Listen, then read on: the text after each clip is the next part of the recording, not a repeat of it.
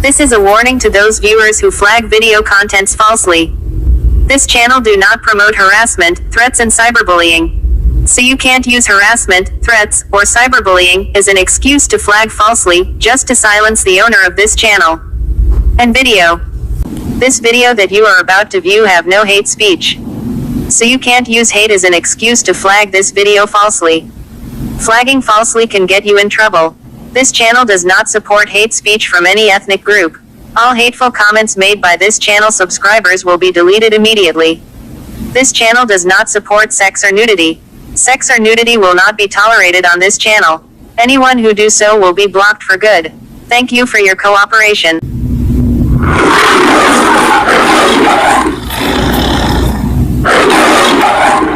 Over the centuries, scattered reports told of Jewish tribes living beyond the mythical Sambatyon River, of a remote African land inhabited by the 10 lost tribes of Israel. I only have one message to give you. I don't care what you think of me. I don't care what you call me. I do care what you do with this information because it is important to our survival as a species. One that feared the Jews in all his nation was sent by an angel, told me to come and to seek you out, to hear what information and what news and what word you're going to have to deliver to me.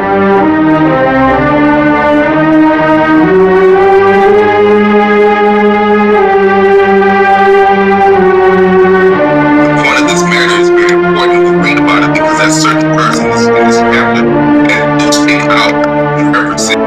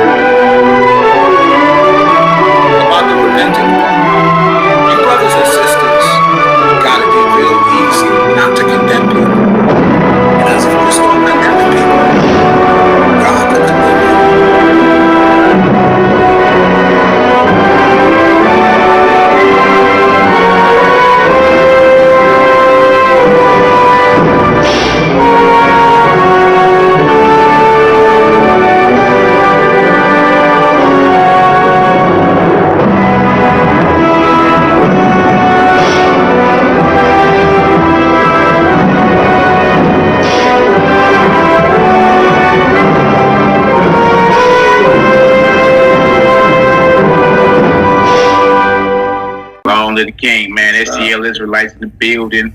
Order Melchizedek, sect of the Nazarene. Your brother Malachi Maccabee, your faithful brother, front line defender. Your brother Malachi Maccabee to my left. I got my brother. Look at he just look at him. My brother Yakanai Eli. You understand? And this Sicarii clapback, basically, readdressing his attempt. You understand, to clean up his mess. That's all that was. It was a petty attempt to clean up your mess and hold on to a blasphemous doctrine. You understand that twisting of scripture, assuming Heli died and Jacob took Heli's wife. Look, that's the only logical explanation. I'm like, yeah, boy, y'all reaching out. Y'all probably just found that on the internet, huh? Gonna pull some church father. I said, yeah, he's running. You dig? I can go pull some church fathers. Plenty of them believed in a virgin birth, including King James, the very book you hold in your hand. The King James Version. Well, King James believed in a virgin birth, buddy. You feel me? Y'all done made up your own Messiah. And that ain't flying around here. So just go ahead and put the whole world on notice and let them know y'all don't believe how the story's written down.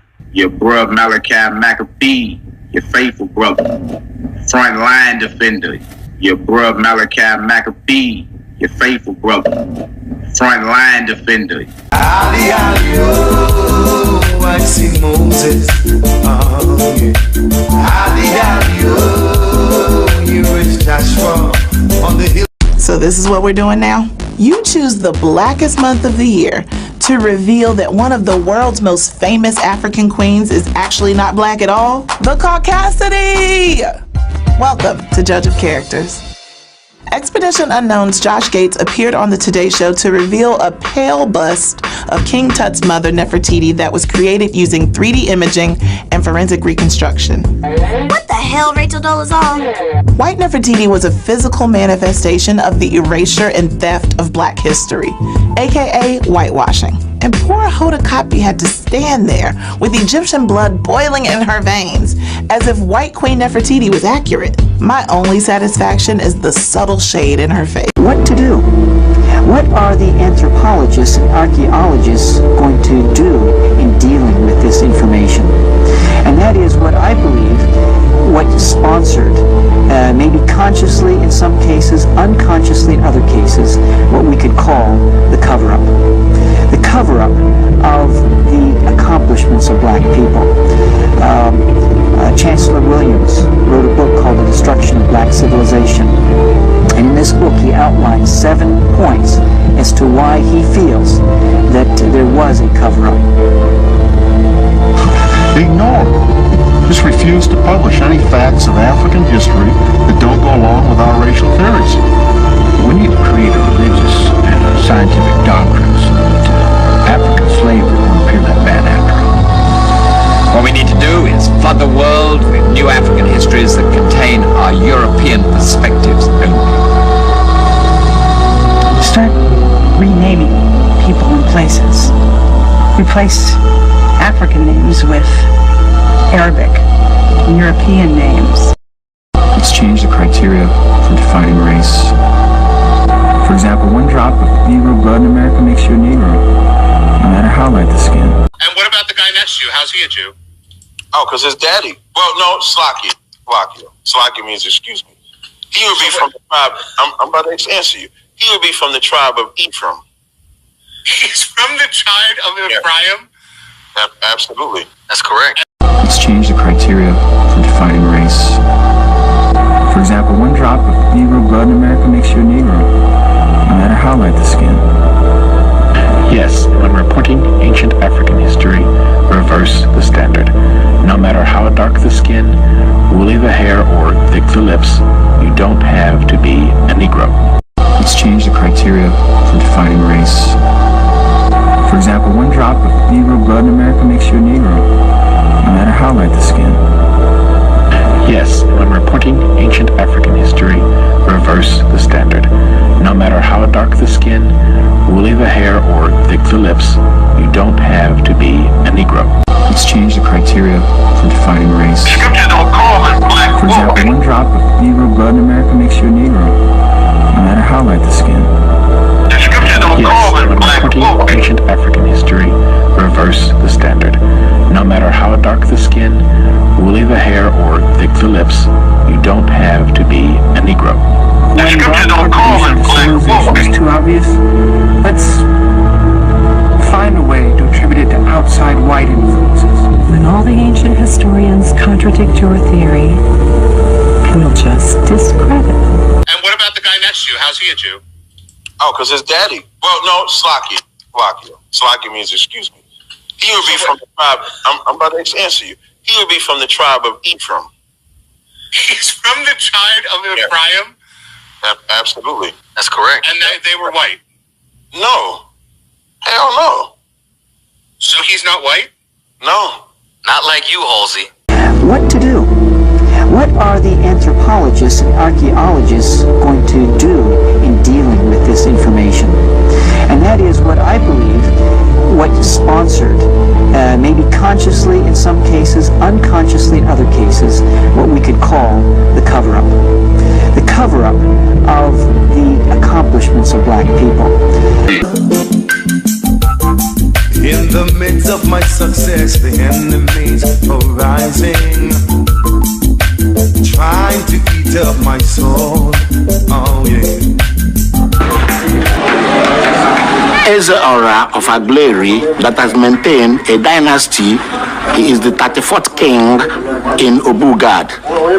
But apart from that they have maintained this kingship and dynasty, other Israelites are equally in Igbo land. We have Zebulun, we have Ephraim, we have Menashe, we have Reuben, we have Danites. They are all here.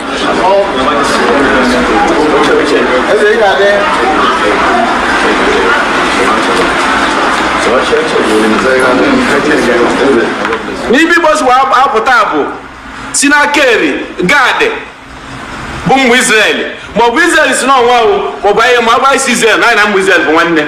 N'Igbo adọrọ n'elu n'Yoruba ma ebe a si apụta, Hausa ma ebe a si apụta, na anyị na-abụ n'ọnwa n'Igbo adọrọ n'elu. Ị na-aga ị na-eme ngala n'ọnwa Chineke ka ị bụ. You walk with pride. Because you're a child of Adonai. Chineke gozie ọ na-aba ya bụ. Now Adonai bless us. Shalom. Special name. Igbos are Israelites. The question of Igbo being Israelites are not in doubt. There are evidences that Igbos are Israelites. The journey of Igbo started when the Assyrians actually attacked and exiled the 10 tribes of Israel, the northern kingdom, in 722 BCE. From that period, all the 10 tribes were scattered. The bulk, according to Mazutra, were taken to Africa. Were taken to Africa. Were taken to Africa. So in Igbo land, you will see most of these lost 10 tribes. Most of these lost 10 tribes.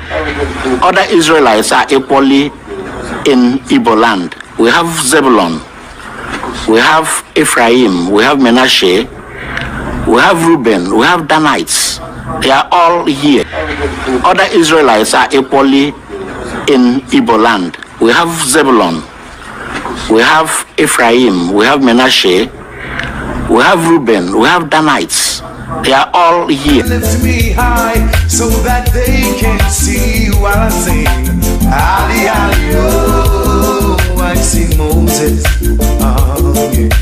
Ali, Ali, oh, here is Joshua on the hill. I was able to find in Masechet Sanhedrin, page 94, that the Gemara asked where the 10 tribes have gone, and clearly Mar Zuba states to Africa. I want you to know that it was not sufficient for me to dig and see one word, but I was searching. Rashi, 850 years ago, wrote the 10 tribes went to one place, Africa. The other 2 tribes, Benjamin and Judah, spread all over the world, and Hashem will gather them. And the 10 tribes of Israel went to Africa, and by the end of time, they will come. I want you to know that according to the secrecy of the Zohar, I want you to know that according to the secrecy of the Zohar, 850 years ago, wrote the 10 tribes went to one place, Africa. 850 years ago, wrote the 10 tribes went to one place, Africa. In the midst of my success, the enemies are rising, trying to eat up my soul. Oh yeah. But I know Jah love will always protect me, and He'll preserve my soul. Oh well. Make haste, oh God, to deliver me, and lift me high so that they can see while I sing. Yeah, Ahlaza don't never had a job. He had a job in the last 5 years. He don't work. His work is him saying he's doing the work of the Lord and manipulating hundreds of people for all their money, so he could go start T-shirts studio time and start rapping and doing what he's doing. That's where when you see this brother with a t-shirt brand, it's come from funds of people tithing. So he's using people tithing money to start t-shirt brands to further along his hypocrisy.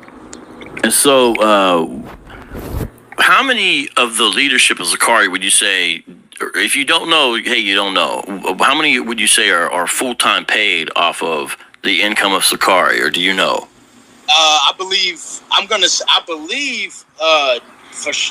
Deacon Hakan for sure. I doubt that guy ever has the job. The way his consistency online shows that I don't believe he has a job at all. Yeah, Ahlaza never had a job. He had a job in the last 5 years. He don't work.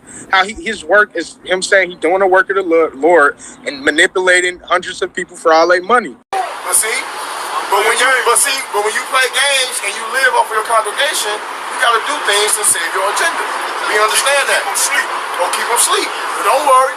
Hey, I'm gonna say this right quick. Since you got so much love for the brother Ahlaza, debate him, man. Hey, bro, listen. You can listen, bro. See, what's so funny is Ahlaza, you're not gonna tell your congregation how you was on the phone with me 2 weeks ago. I was on the phone about the 12, and the man was on the phone. We was talking about what? The 12 tribe chart, right? And we asked that man every issue he had with what we brought out. What did he say?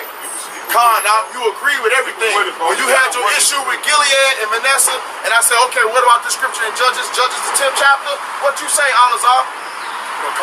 No, right, okay, I see what you're saying. Right? You did, bro. If I would have asked you to play that recording, you would look like a hypocrite in front of your congregation. See, you and I know what's going on. Salakia, Yahweh know what's going on. You and I and Yahweh know what's going on. We know what happened on that phone. It was me, Enoch, and Yahshua. What happened on that phone, Enoch? He was in agreement with what? That the chart was flawed, right? What happened on that phone, Enoch? He was in agreement with what? That the chart was flawed, right? What happened on that phone, Enoch? He was in agreement with what? That the chart was flawed, right?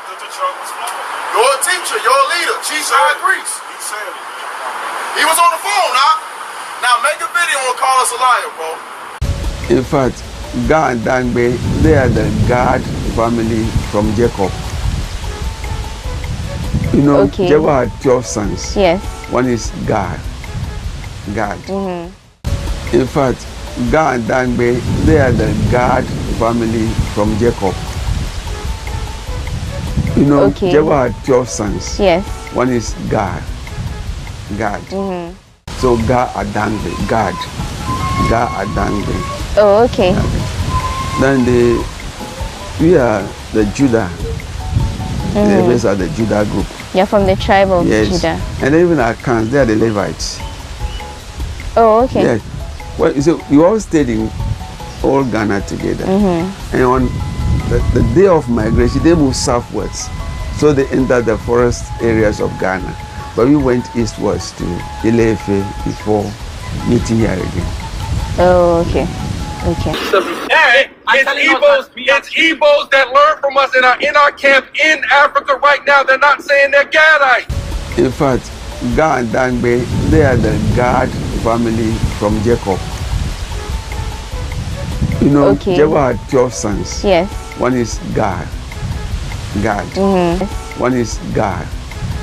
Hey, it's Igbos that learn from us and are in our camp in Africa right now. They're not saying they're Gadites.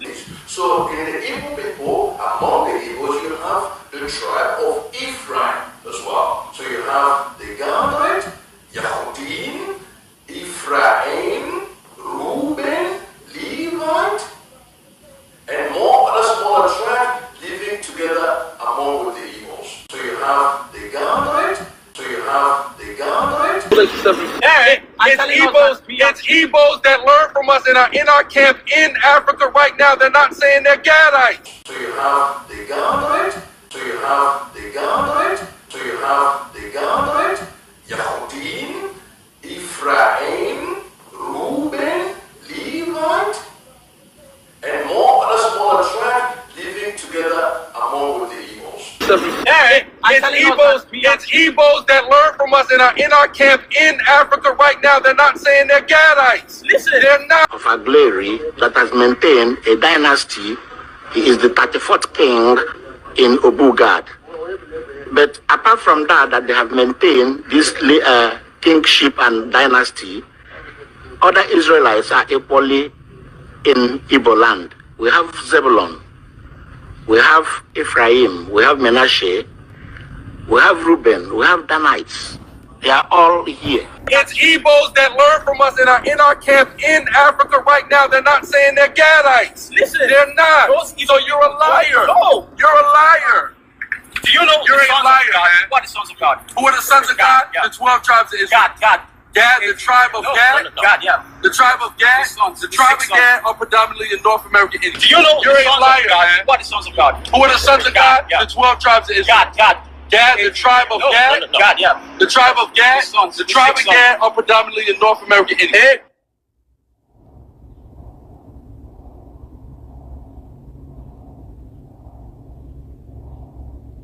God gave birth to Eri and Larry.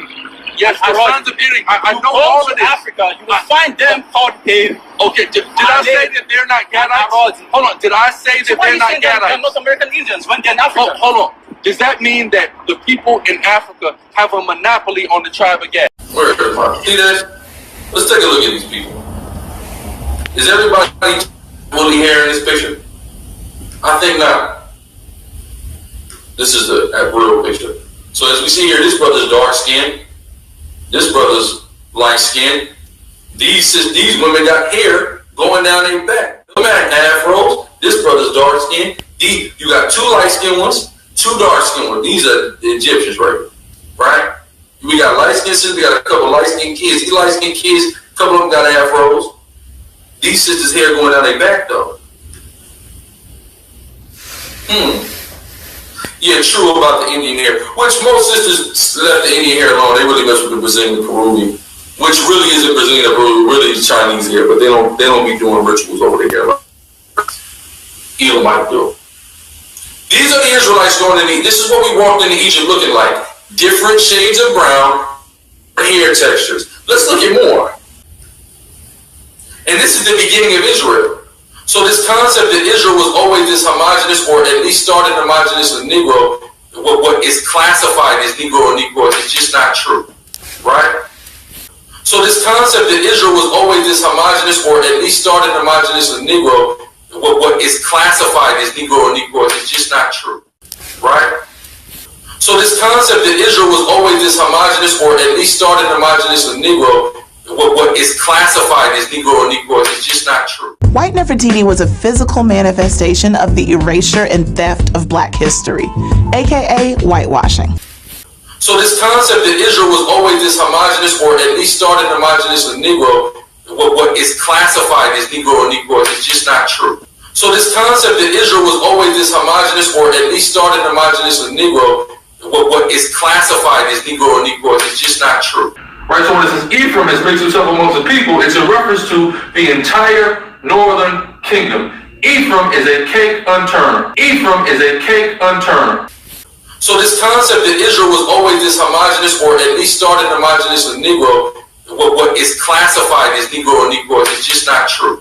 Right, so when it says Ephraim has mixed himself amongst the people, it's a reference to the entire northern kingdom.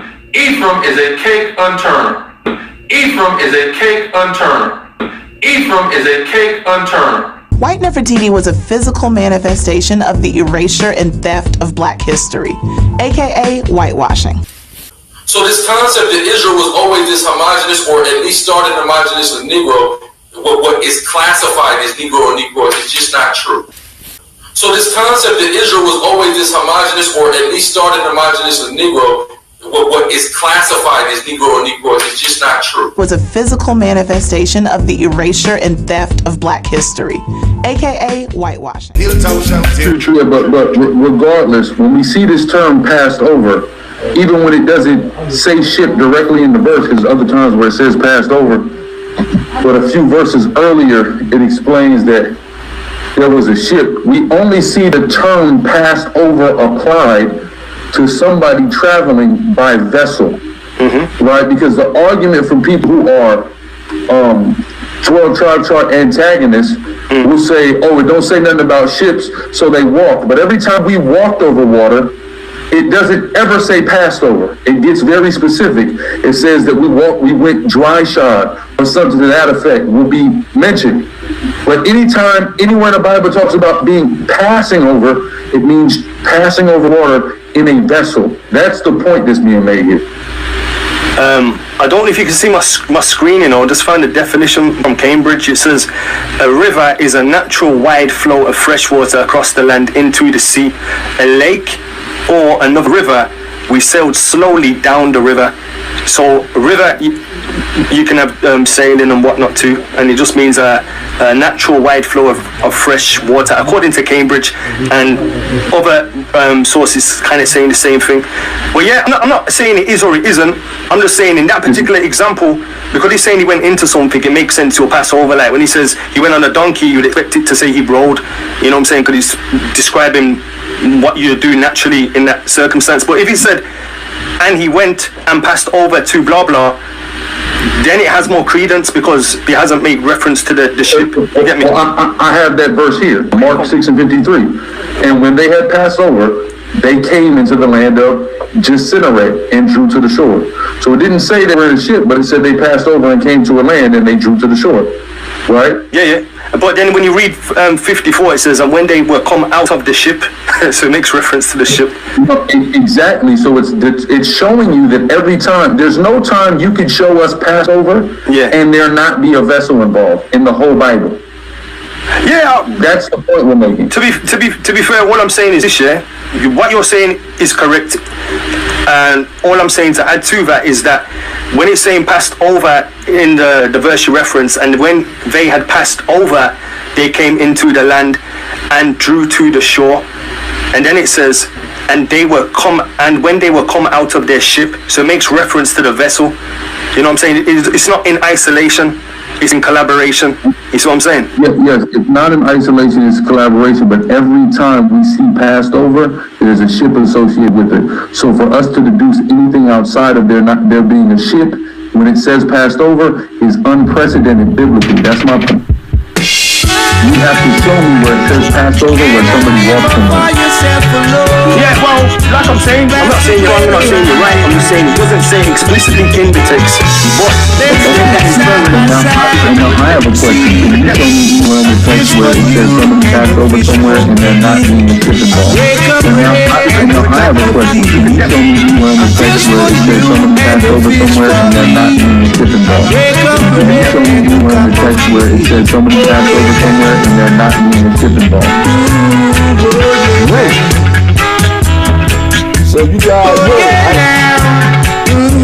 Y'all heard this Ryan Madison, right? This Ryan half white boy, right? You heard him. He says every time we see the word passed over in the Bible, anywhere in the Bible, he says it's talking about ships. He says, show me any scripture in the Bible. Show me any scripture in the Bible, he says, where they passed over without using any ships. You heard him. He says, show me anywhere in the Bible when anytime we see the word passed over, they're not using ships. Let's quickly go to Genesis 31. Genesis chapter 31. Yes, Genesis chapter 31, dealing with Jacob. When Jacob rose up late at night and fled from his uncle Laban and crossed the Euphrates, headed south. This is the book of Genesis chapter 31, verse 17. And it reads, then Jacob rose up and set his sons and his wives upon camels, You see, he set his sons and wives upon camels because they used camels. Jacob used a camel. He used a camel to pass over. Now let's go read 18 through 21.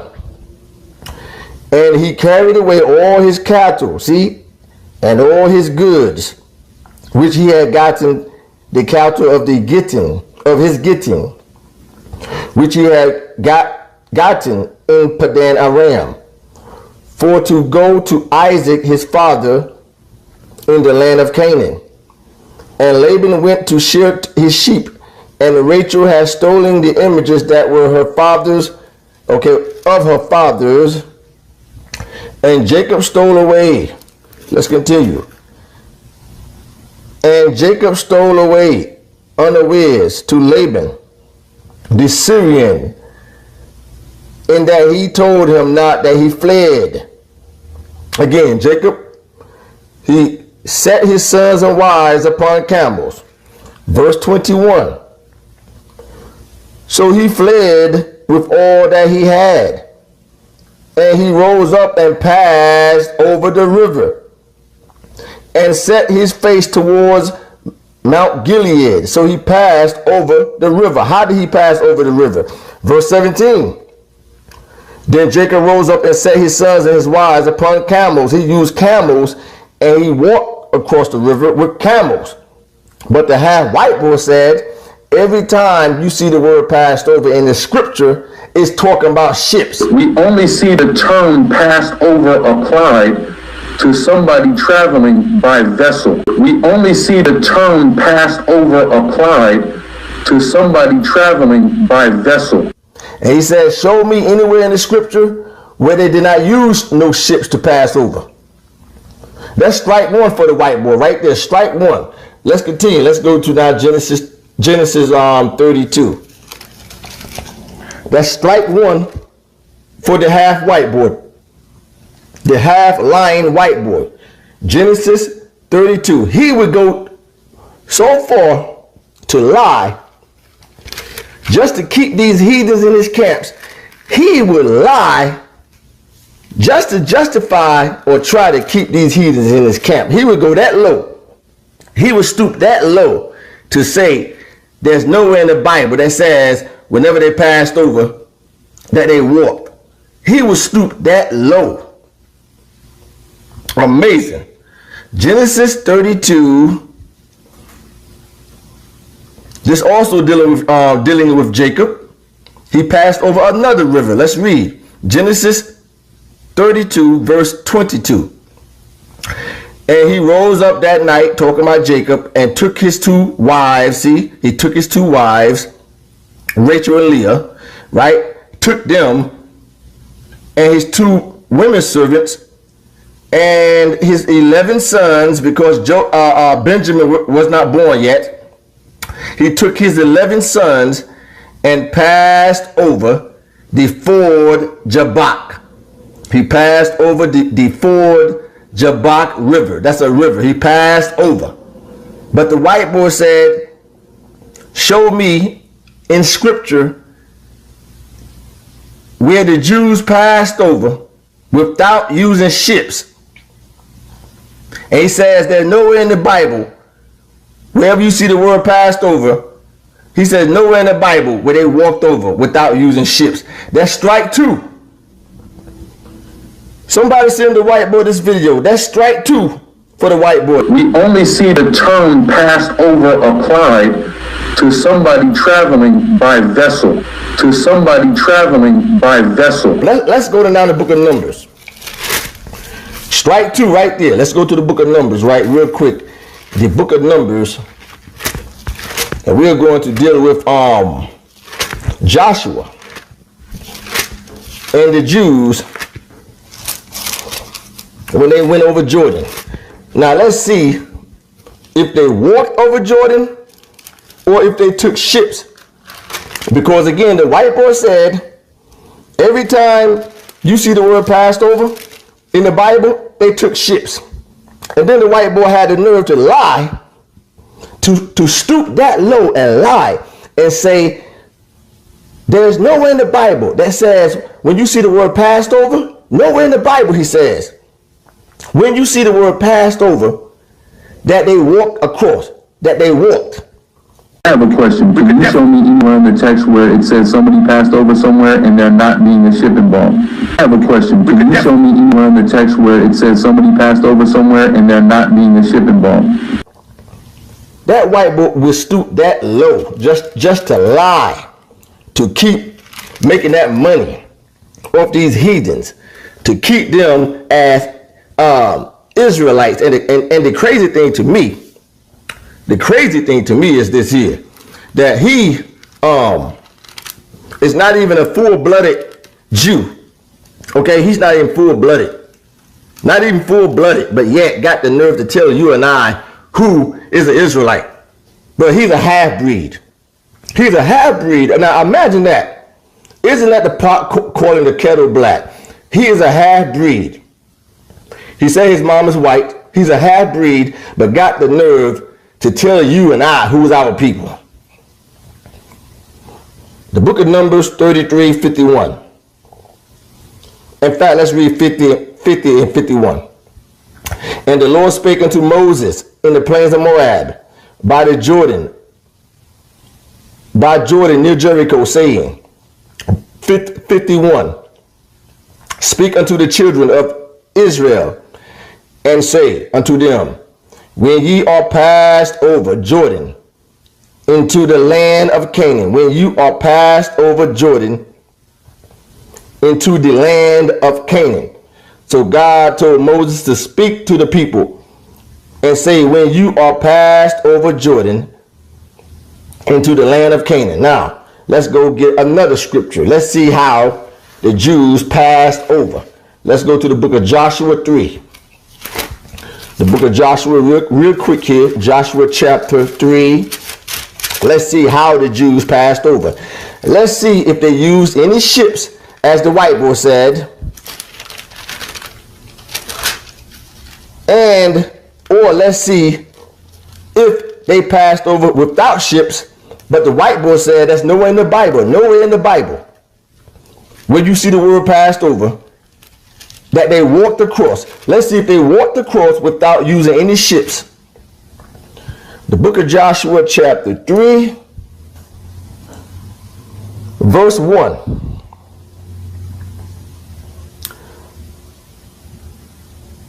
And Joshua rose early in the morning, and they returned from Shittim and came to Jordan, he and all the children of Israel, and they lodged there before they passed over. They lodged right at the edge of the Jordan River before they passed over. They lodged there for a while before they passed over. Now let's go to verse 6. Verse 6. In fact, let's read verses 5 and 6. And Joshua said unto the people, sanctify yourselves, for tomorrow the Lord will do wonders among you. For tomorrow the Lord will do wonders among you. Because when you go back one more time, it says, and Joshua rose early in the morning, and they removed from Shittim and came to Jordan, he and all the children of Israel, and lodged there. They stayed the night. Let's go back up now and read it one more time. Verse 5. And Joshua said unto the people, sanctify yourselves, for tomorrow, the next day, the Lord will do wonders among you. Verse 6. And Joshua spake unto the priests, saying, take up the ark of the covenant and pass over before the people. Did they pass over using any ships? Because the white boy said every time we see the word passed over, they use ships. And then the white boy had the nerve to lie and say, he says, there is nowhere in the Bible where you see the word passed over that they walked across. That's what the white boy said. Take up the ark, told the priest, and pass over before the people, the Jordan River. Now let's go read verses 10 and 11. Verses 10 and 11. And Joshua said, hereby ye shall know that the living God is among you, and that he will without fail drive out from before you the Canaanites and the Hittites and the Perizzites and the Girgashites and the Amorites and the Jebusites. Verse 11, behold, the ark of the covenant of the Lord of all the earth pass over before you, because the priest went over first, pass over before you into the Jordan. But the white boy said, there's nowhere in the Bible that shows that they walked across any water when you see the word pass over. Now let's go read verse 14. And it came to pass, when the people removed from their tents, because they camped out the night before, to pass over Jordan, and the priest bearing the ark of the covenant before the people.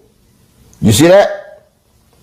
Before the people. Verse 15. And as they that bear the ark were come unto the Jordan, the priest and the feet of the priest that bear the ark were dipped in the brim of the water, for Jordan overflowed all his banks all the time of harvest.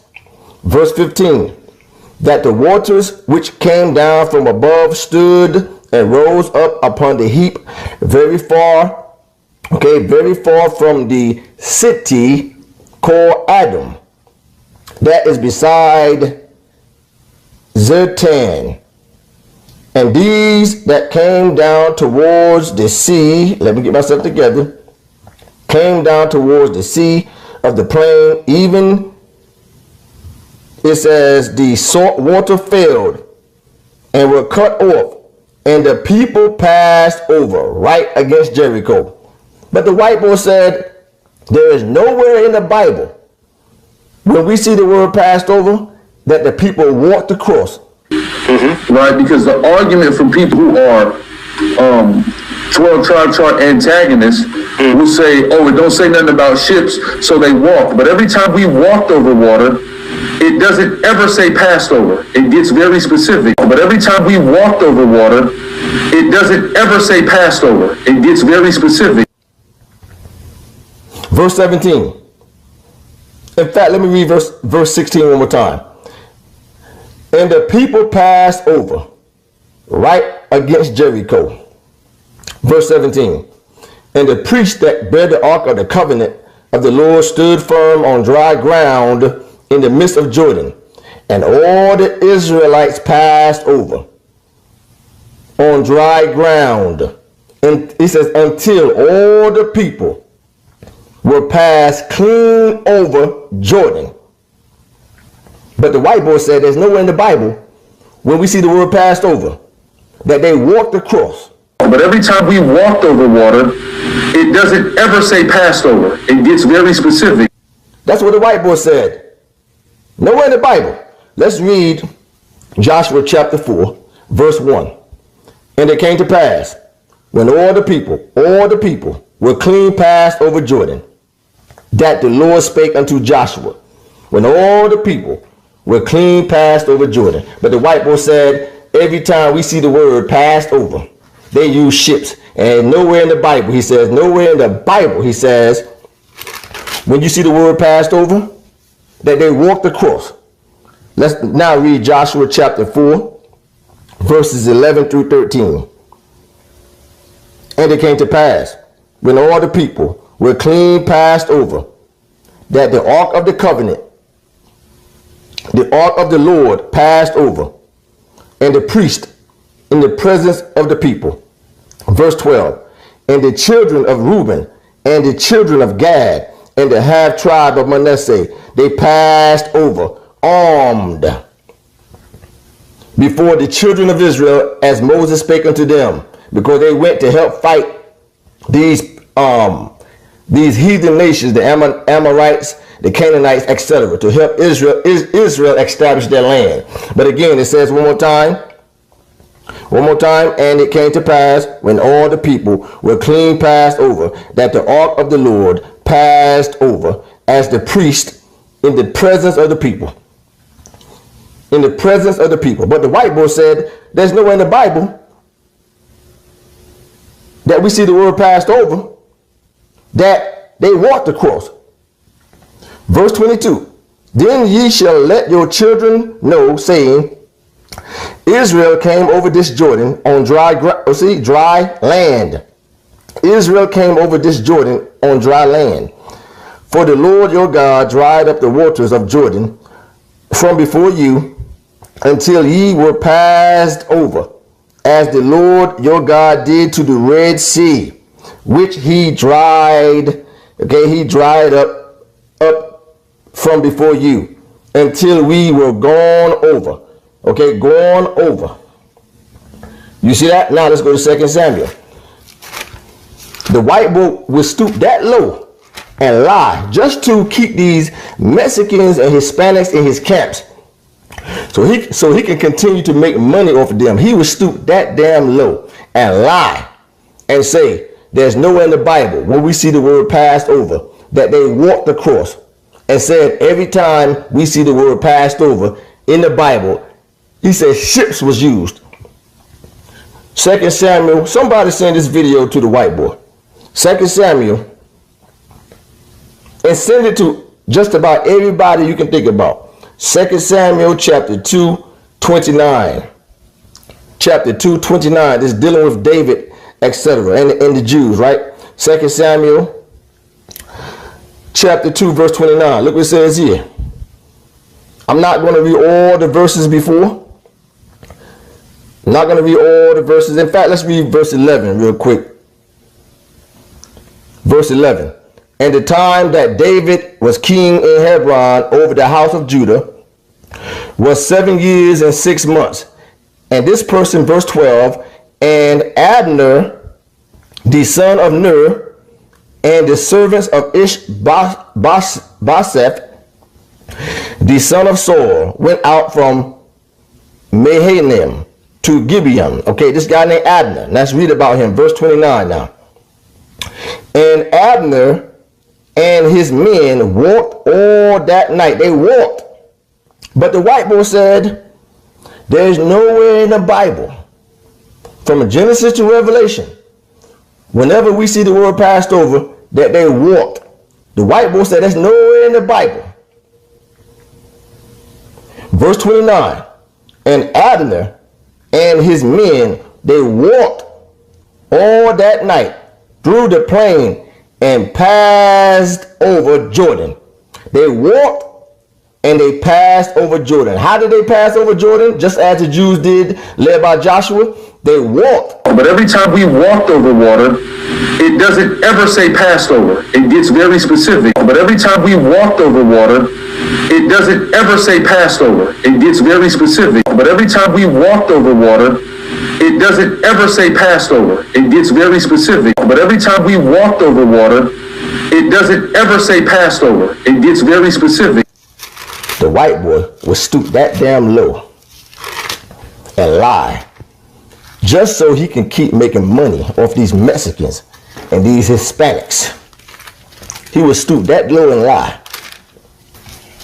That low and lie. And like I said, it's comical to me. It's comical to me because he's a half-breed. But going to tell you and I who our people. Going to tell you and I that Mexicans and Hispanics are our people.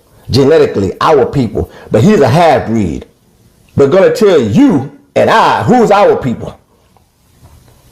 2 Samuel chapter 10 verse 17. Dealing with King David. And when it was told David, you can go read all the verses before to get context. And when it was told to David, he gathered all Israel together and passed over the Jordan. And they walked across and came to Helam. And the Syrians set themselves in array against David and fought with him. But it says that he passed over with the people. David passed over the Jordan. But the white boy said, there's nowhere in the Bible, anywhere, whenever we see the word passed over, that they walked.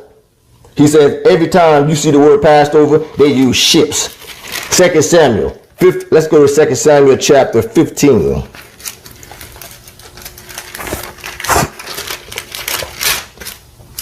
Second Samuel chapter 15, real quick here.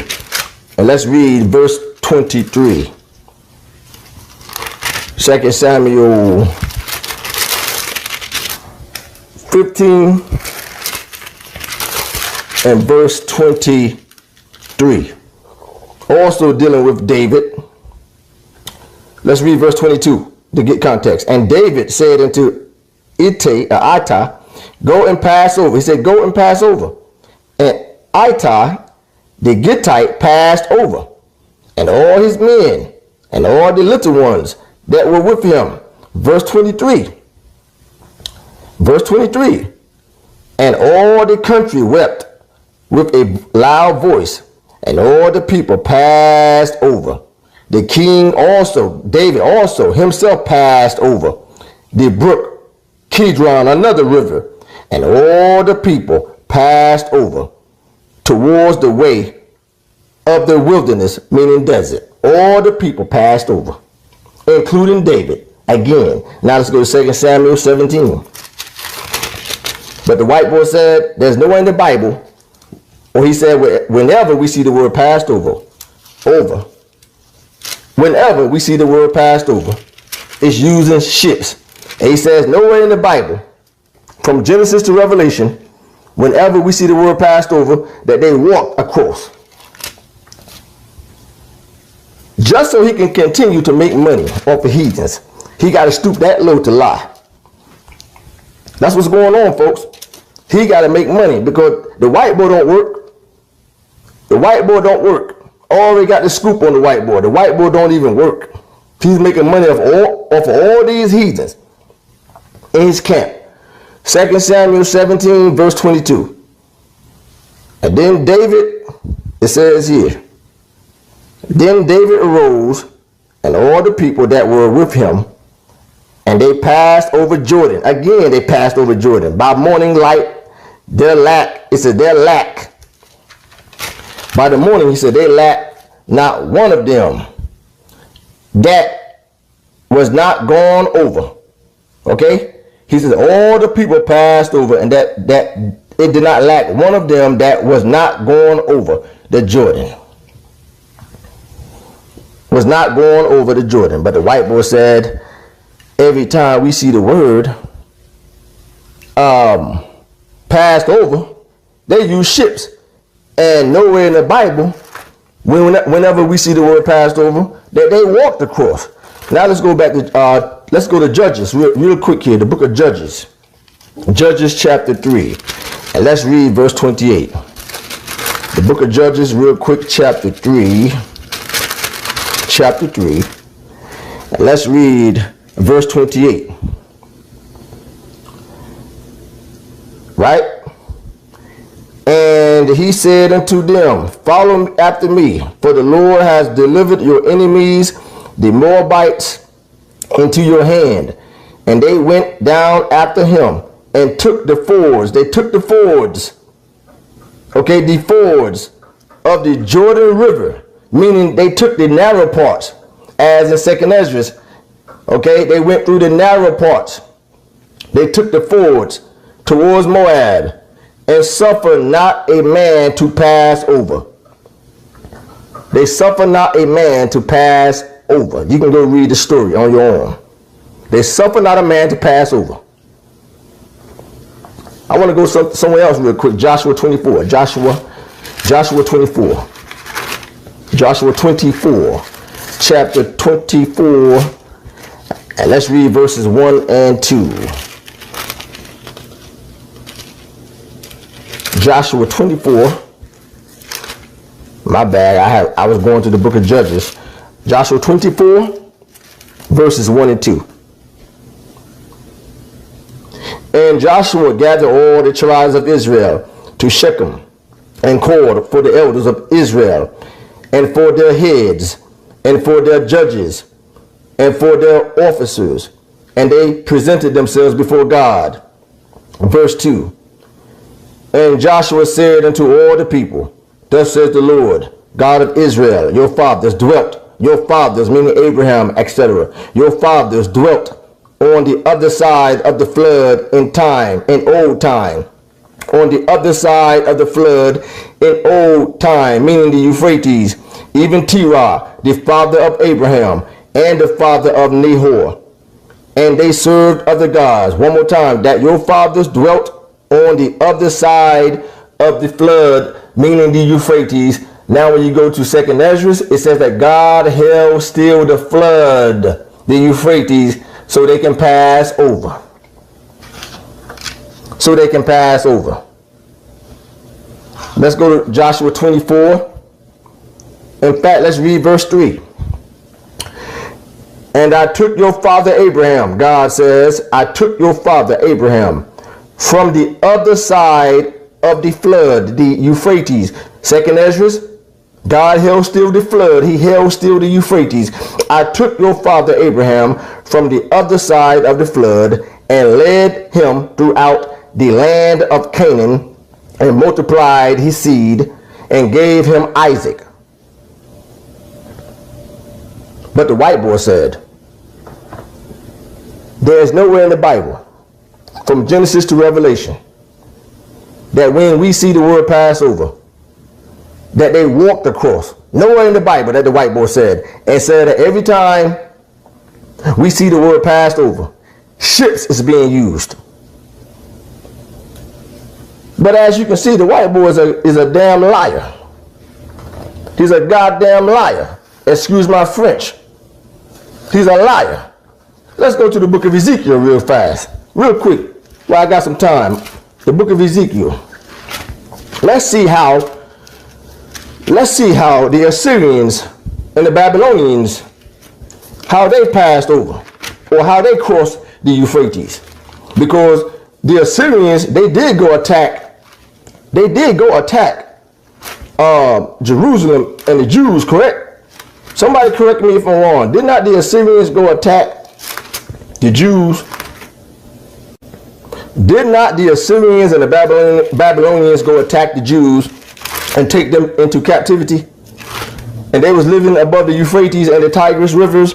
How did the Assyrian army and the Babylonian army, how did they cross over the rivers to go down to, or go further south into Jerusalem, or is the land of Israel, and capture the Jews and take them into captivity? How did they do that? Let's see how they did it. Ezekiel 26, verse 7. For thus says the Lord God, behold, I will bring up upon Tyrus Nebuchadnezzar, king of Babylon, a king of kings from the north, because the Euphrates and the Tigris was like north, and also north, what we call northeast of Israel, right? He says, how are they going to do it, folks? With horses and with chariots and with horsemen and companies and much people. How did the Babylonians go down to capture the Jews and other nations? With horses and with chariots and with horsemen and companies and much people. And as you can see these images of these ancient reliefs, these are the ancient reliefs showing the Assyrians and the Babylonians going down to Israel to capture the Jews. You can see they got chariots. The chariots had to go through the river. The chariots had to go through the narrow part of the river. Because if they would have took the chariots in the deep parts, they would have drowned. The chariot wheels do not float on water. They had to go through narrow waters. And also the armies walked through, as you can see on the reliefs. Now let's go to the book of Ezekiel 23. Let's see how they continue to go down to capture the Jews, right? In fact, let's read verse 23 right here. Ezekiel 23, verse 23. And the Babylonians and all the Chaldeans, Pekod and Sho and Kor, and all the Assyrians with them, and all of them desirable young men, and the Assyrians, because remember when the Babylonians first took over, they conquered the Assyrians, and the Assyrians with them, and all of them desirable young men, captains and rulers, great lords and renowned. It says all of them riding upon horses. So when the Babylonians took over Assyria, many of the men of Assyria joined the Babylonian army. That's why Babylon was so powerful as an army. They had the young men of the Assyrian army join them also. One more time. The Babylonians and all the Assyrians with them. The Assyrians with them. And all of them it says desirable men, young men, captains and rulers, great lords and renowned. All of them riding upon horses to go where? To go catch the Jews and bring them into captivity. Let's continue to read verse 24. Look how they did it. How did they get down there? Let's read and see. How did the Jews get down there? How did they get down to Israel to capture the Jews? And they shall come against thee. God says they shall come against thee with chariots. They use chariots. And wagons. They use wagons. Wagons will float in deep water, folks. Showing you that they use wagons. The generals and the captains, they rode on the wagons, and the men walk right across the Euphrates and the Tigris. They use chariots and wagons and wheels, and with an assembly of people, which shall set against thee buckler and shield and helmet. But showing you that the Babylonians and the Assyrians joined them when the Babylonians took over. Okay, the young men joined the Babylonian army. They use wagons and chariots and wheels, because the chariots and the wagons have wheels. Let's go to Ezekiel 26 and 7. Real quick. Ezekiel 26 and 7. But the whiteboard said, nowhere in the Bible where anybody passed over the river that they walked across. He says every time you see the word passed over, they use ships. Ezekiel 26 verse 7. For thus says the Lord God, behold, I will bring upon Tyrus Nebuchadnezzar, one more time, from the north, with horses and chariots, with horsemen. Okay, I just had to read it one more time. Now, real quick, let's go to the book of Esther. Real quick here, let's go to the book of Esther. The book of Esther, real quick.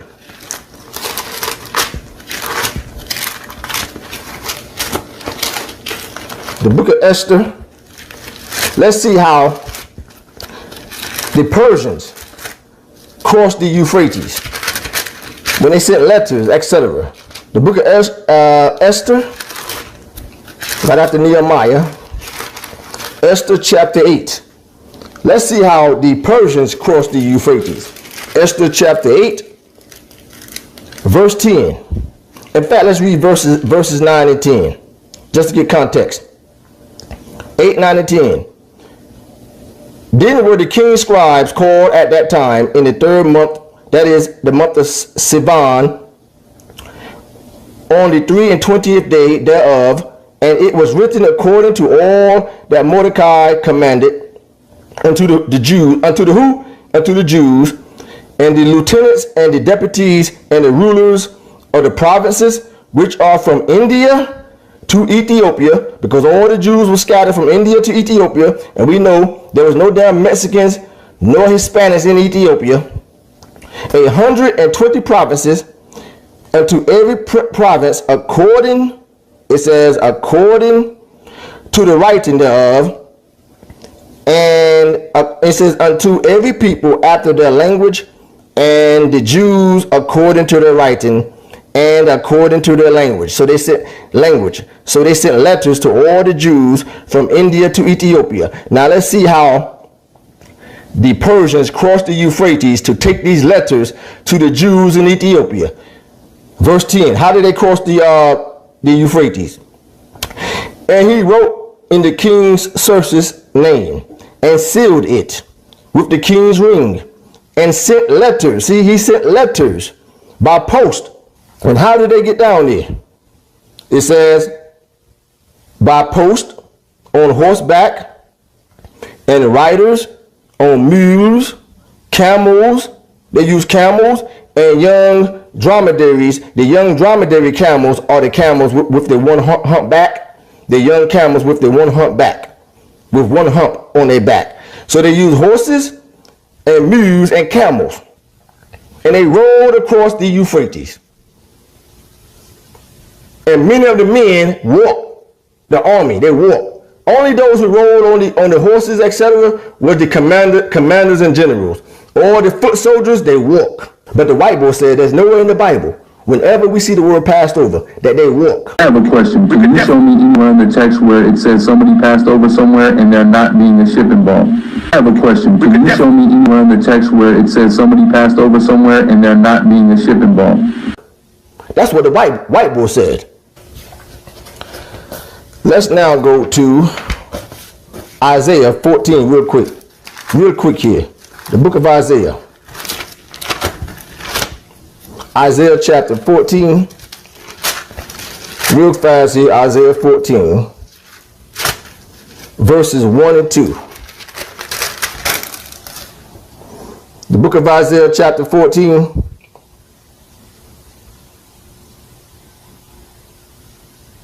One and 2. And the Lord will have mercy on Jacob, and will yet choose Israel and set them in their own land. See? Meaning after the captivity. He will set them in their own land. And the strangers shall be joined with them, and they shall cleave to the house of Jacob. And the people shall take them and bring them. They shall bring the people, right, to this place, or to their place. And the house of Israel shall possess them in the land of the Lord. Let's continue. In the land of the Lord. But how did they get there? It says as servants and handmaids. But how did they get there? And they shall take them captive, whose captives they were, and they shall rule over their oppressors. But how did they get down there? They walk. That's how they got down there. They walked. Let's go to Isaiah 66 real quick. Isaiah 66 verse 20. Isaiah 66 verse 20 to see how they got down there. Right here. And they shall bring all your brethren for an offering unto the Lord out of all nations upon horses. Here's how they got down there, folks.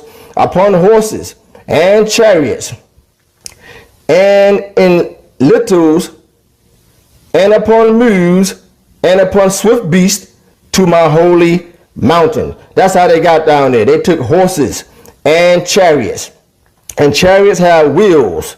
That's how they got down to the land of their forefathers, Israel. That's how they got down there.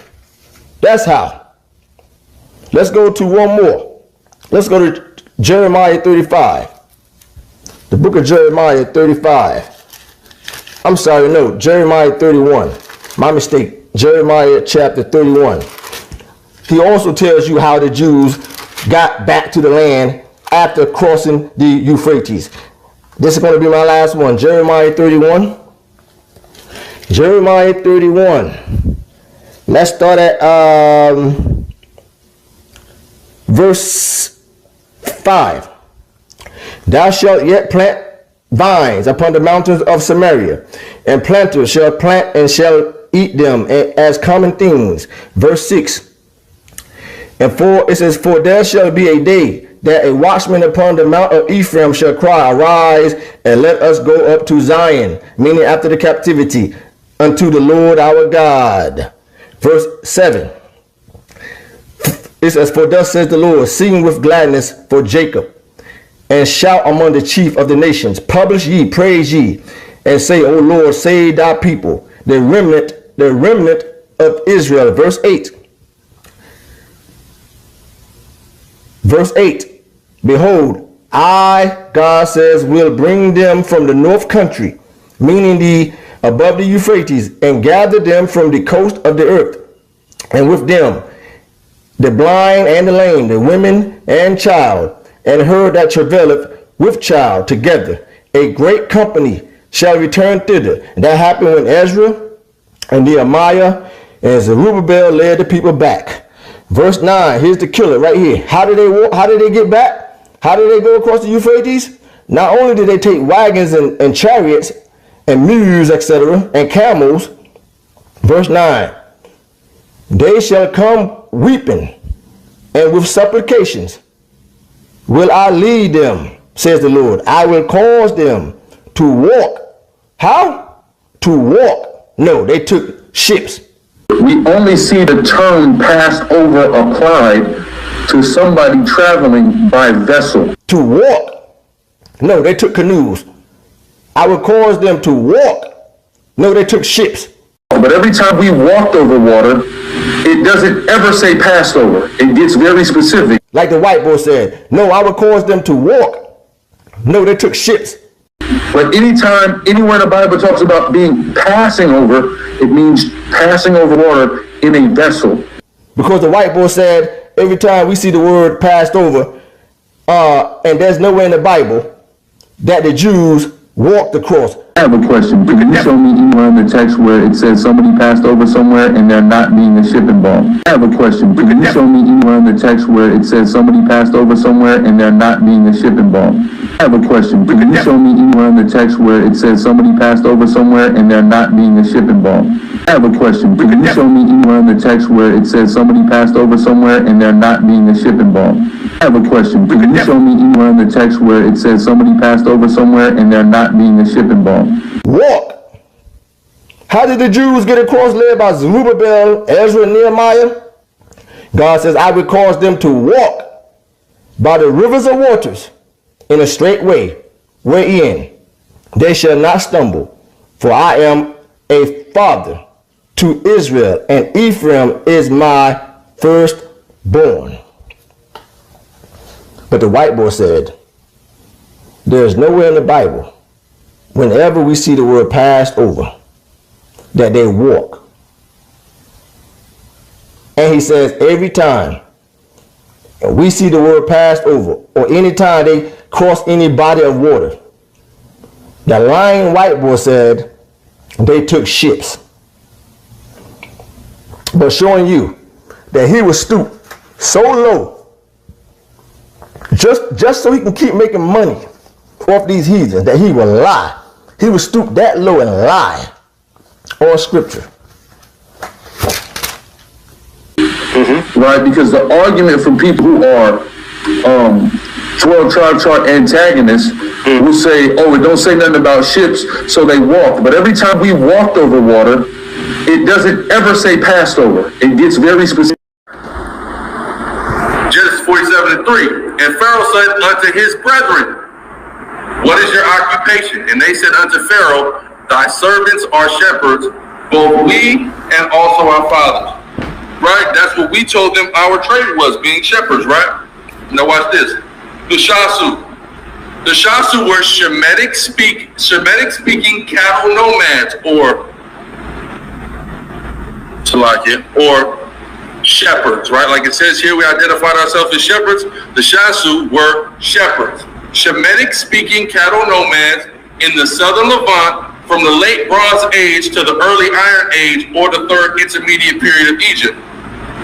They were organized in clans under a tribal chieftain, right? So we had tribes. That's how the Shasu were, in tribes, right? Now watch this. And we're described, so this is how the other nations describe this. And we're described as brigands. A brigand is a person who usually lives in a gang and lives by pillage and robbery. This is how it's not a new thing in the earth. They've been calling us this stuff.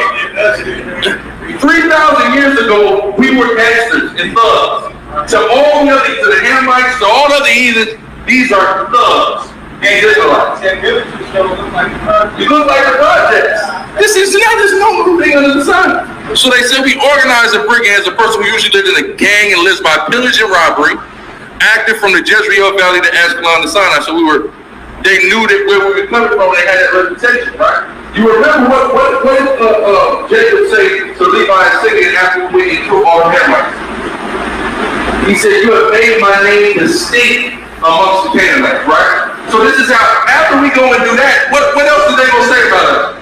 Oh, them sons of Jacob, they ain't nothing but a bunch of gangsters and thugs. They rob, they murder, that's all they do, right? That's how his name became distinct amongst the people. This is how they, so we actually, we read this in the scriptures, we see here, and they act like the Bible is just ahistorical or something like that. But we see here very clearly, all of this stuff that's in the scriptures is documented in history. People just ain't looking in the right place, so they don't know what to look for. That's simple, right? Let's keep going. Now this is a picture of the Shasu, a drawing that's come from the walls. If you notice something on his garment, what does he have on his garment? There we go, right? This is a key indicator. How do you know people, especially in ancient times, when you're dealing with the Afro-Asiatic region, Egypt, Ethiopia, the so-called Middle East, Levant, areas like that. The only way to really tell people apart was how they dressed, right? That was the key thing, the culture that these people were coming with. That's how you told who's who, right? So if you notice, we got them fringes on. Let's keep going, right? Look at this. You see this? What they call shasu, right? Now, mind you, in America, are you called an Israelite? No. You're called whatever the white man feels like calling you. You were Negro, you were colored, you were black, now you're African American. You're or whatever he tells you. The same thing in Egypt. 70 niggas walking in Egypt, you don't get to tell them, well, we're the Israelites. You are whatever I say you niggas are. So it don't happen until we leave out of there and we establish ourselves as a nation that then when we interact with Egypt later, they go, oh, the Israelites. See, that at this time, we're whatever byword they have for us. And the word they have for us is shasu. These are shepherds, nomadic shepherds. That's all they are. They follow sheep around, right? And they're thugs and hoodlums. So as we see here, we see this brother. We see how he's depicted. We see his skin color. We see his garments. We see fringes on his clothes. And we see what? A yoke of iron on his head. Interesting. A yoke on his head. You see that? Let's keep going. It's another depiction of the shasu, right? So we see a diversity here, right? We see this brother. He's a little lighter brown. We see a dark-skinned brother, right? Then we see this here. More depictions. Now watch. Mind you, I say something about the culture. Because we were the main slaves that Egypt had, but we weren't the only slaves that Egypt had. So I want y'all to pay attention to something, right? You see this brother here, fringes on the garment, right? We see him here, right? We see yokes of iron, fringes, yokes of iron, but I want y'all to notice something. This dude right here. What's different about how he's presented than everybody else in the picture? You said what? No fringes, what else? You said what? Now he ain't free, he's tied up, he's bound. But you see how his garment is. You see how his garment is kind of more what you would call revealing, right? Because certain other cultures were what you would consider more lewd than us, right? But also, this nigga got tattoos all up his arm. So this is how you know this is another group of people here. Because of the culture. You see how we are. Fringes on, you see what I'm saying? But we see him, he's got a more open garment, and he's got tattoos on his arm. This is not an Israelite. You see what I'm saying? This is a different people. And this isn't we have to understand that this isn't a representation of an actual moment in time. This is a representation of when Egypt was portraying that they had people subjugated, right? So this isn't a picture, right? This is we got these people subjugated, and these are representations of the people we have subjugated. So when they distinctively draw a person and present him drastically different than the person next to him, it's representing two different people, right? Two different types of people, so that's very key to understanding, right? Then we have shasu. It's another depiction of shasu bound. Every time they talk about the shasu, we're enslaved. That's just how they look at us, as slaves. Shasu meaning nomad, and then the shasu had different tribes. One of the tribes was called Jude. Or Yahweh, right? Yahweh. That's one of the tribes called. Can we make this up? Of course not. But see, you let these people tell it, You let these people tell you there was never no Israelite story anymore, right? Do you brothers and sisters hear this mamzer, this half white boy calling himself Guerrilla Hebrew? First of all, you don't have no business as a half-breed telling anybody, telling any Negro who our people are or is. You have no business telling no Negro who are our people, and you are half-breed. Second of all, the Shashu. Let me guys show you who the Shashu is. The Shashu. Let's see who the Shashu is. Now he showed you these images of the Shashu, showing them what they look like, and said they was Israelites, which is a damn lie. But first of all, let's go to 1 Kings. Let me show you who the Shashu is in the Bible. And just because, white boy Ahlaza, you see ancient artifacts and images of these early paintings showing them with tassels, the Jews or the so-called Israelites, they were not the only people to wear tassels, dummy. Okay, that's one thing that this cracker don't understand. Got the damn nerve to tell you and I who our people are. And he's a half-breed. The Israelites were not the only people to wear tassels, okay, or fringes in that region. Remember, Lot was a Hebrew.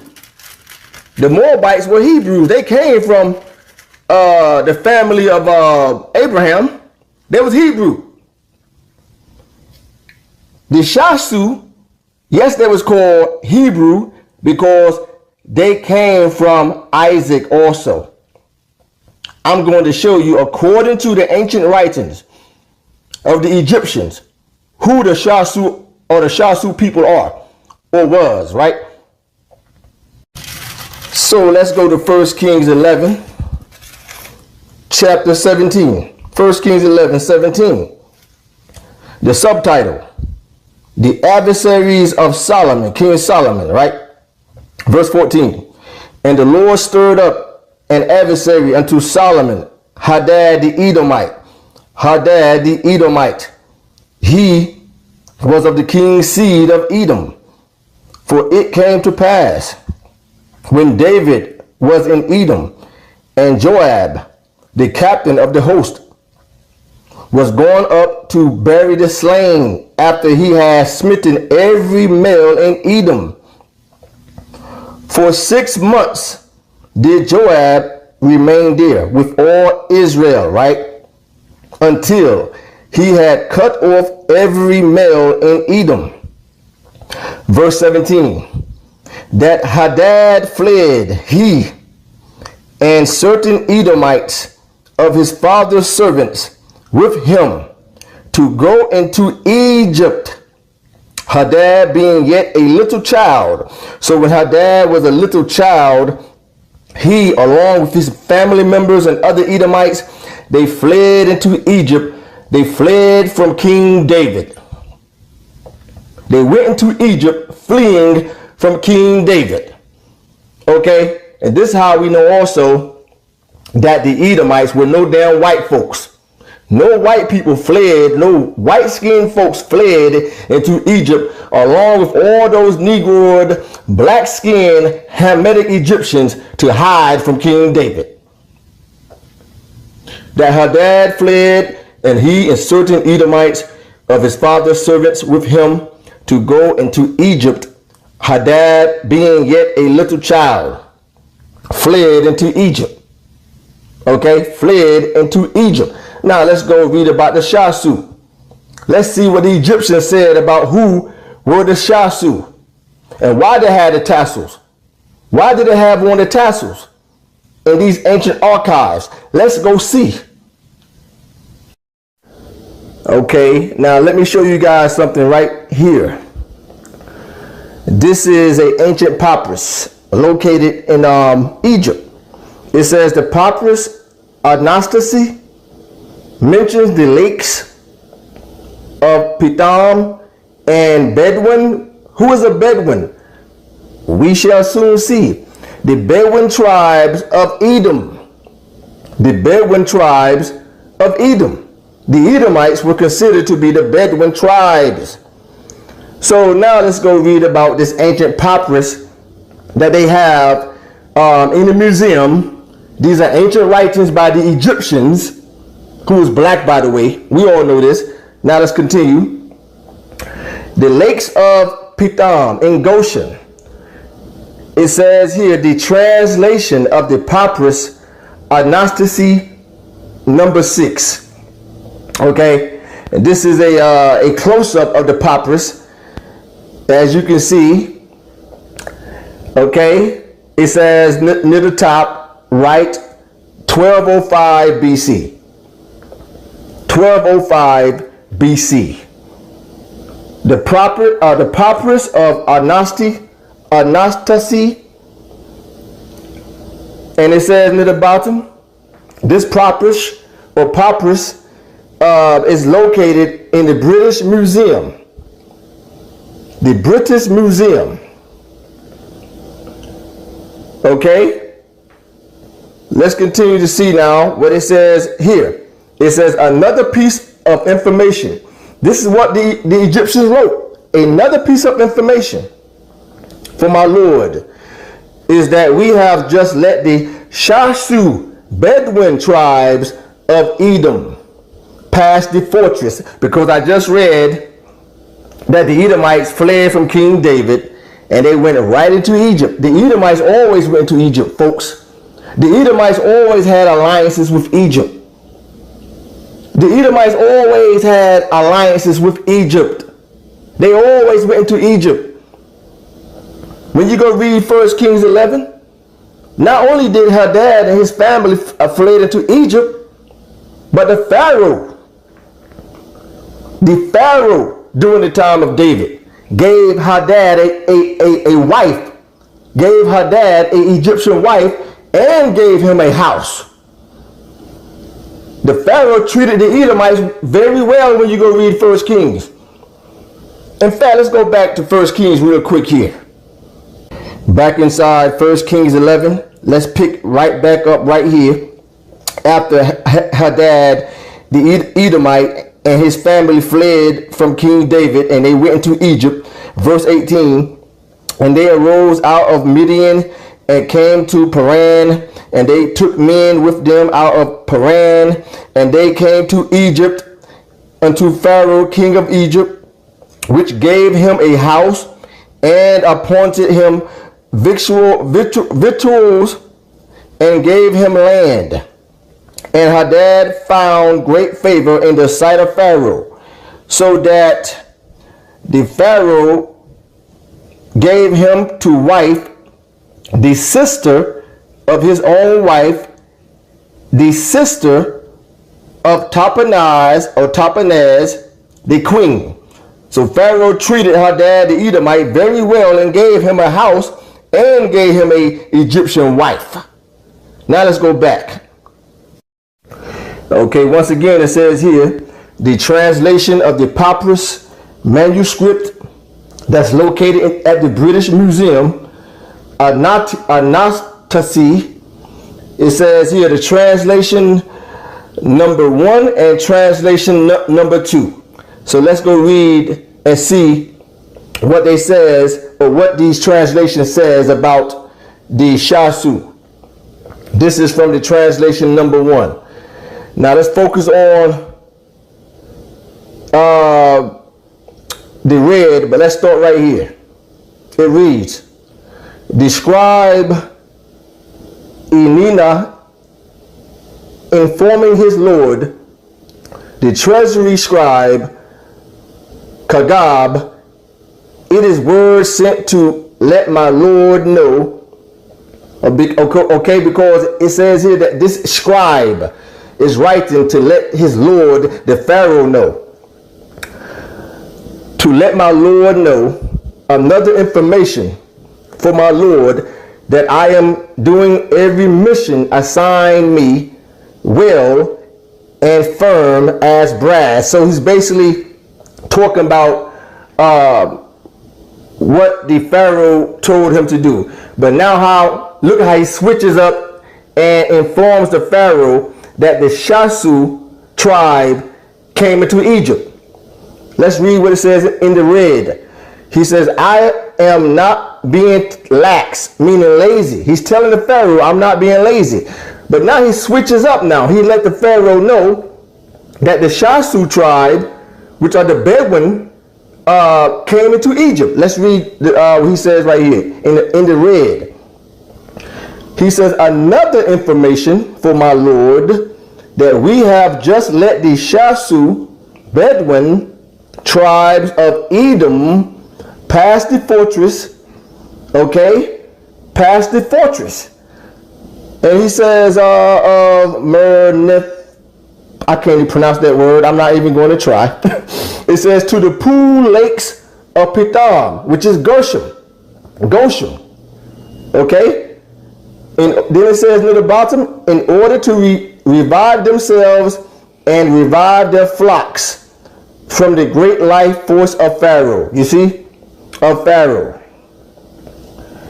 Now let's go to read. So he's letting them know that these people just came into Egypt. And they called the Shasu Bedouin. He said they was from the tribe of Edom. Edom. The Shasu were Edomites. Not Hebrew. Yes, there was Hebrew because they spoke Hebrew. You see, this half white boy forgot that Esau was Isaac's son. And Esau, like Jacob, spoke Hebrew. And Esau, like Jacob, also in many other nations, wore tassels. They wore tassels. But when did the Egyptians start wearing tassels? When did they start? Did they start wearing tassels when they first went down to Egypt with Jacob? Or when they came out of Egypt and God laid down the laws to Moses and told them to wear fringes and tassels? When did they start wearing them? Again, did they start wearing tassels when they first migrated into Egypt with Jacob? Or did they start when they came out of Egypt and God laid down the laws to Moses? When did they start wearing tassels? Okay? Talk about the Israelites. And they were not the only people in that region that wore tassels nor fringes. Even the ancient Assyrians wore fringes. Even the Syrians wore fringes. And I'm going to show you, like King Hazel in the Bible. So one more time, it says, another information for my Lord, that we have just let the Shasu Bedouin tribes of Edom, the Edomites. The Shasu were the Edomites, not the Israelites. Yes, they was called Hebrew because they also spoke Hebrew. Just as the Moabites. What language did they speak? What language did the Moabites speak? That came from Lot, Abraham's nephew Lot. What language did Abraham speak and Lot spoke? Hebrew. Boy, I'm telling you all, this white boy would do any goddamn thing, excuse my French, to keep these Hispanics in his camps so he can make money. Let's read translation number 2. Translation number 2. Let's see what it says near the top here. It says, some 60 or more years later, in the 8th year of Merinta, I can't even pronounce that. I'm not even going to try. It says here 1206 BC. The term Edom appears for the first time. Keep that in mind. 1206 BC. The term Edom appears in the Egyptian writings for the first time. Now it says one more time. Let's read the bottom in the red. It says, we have finished. Now he's informing the Egyptians, high authorities, and Pharaoh. We have finished with allowing the Shasu clansfolk of Edom to pass the fort of Merinta. that is in Succoth. You see that? To the pools, it says. And then let's skip down. Let's start right here.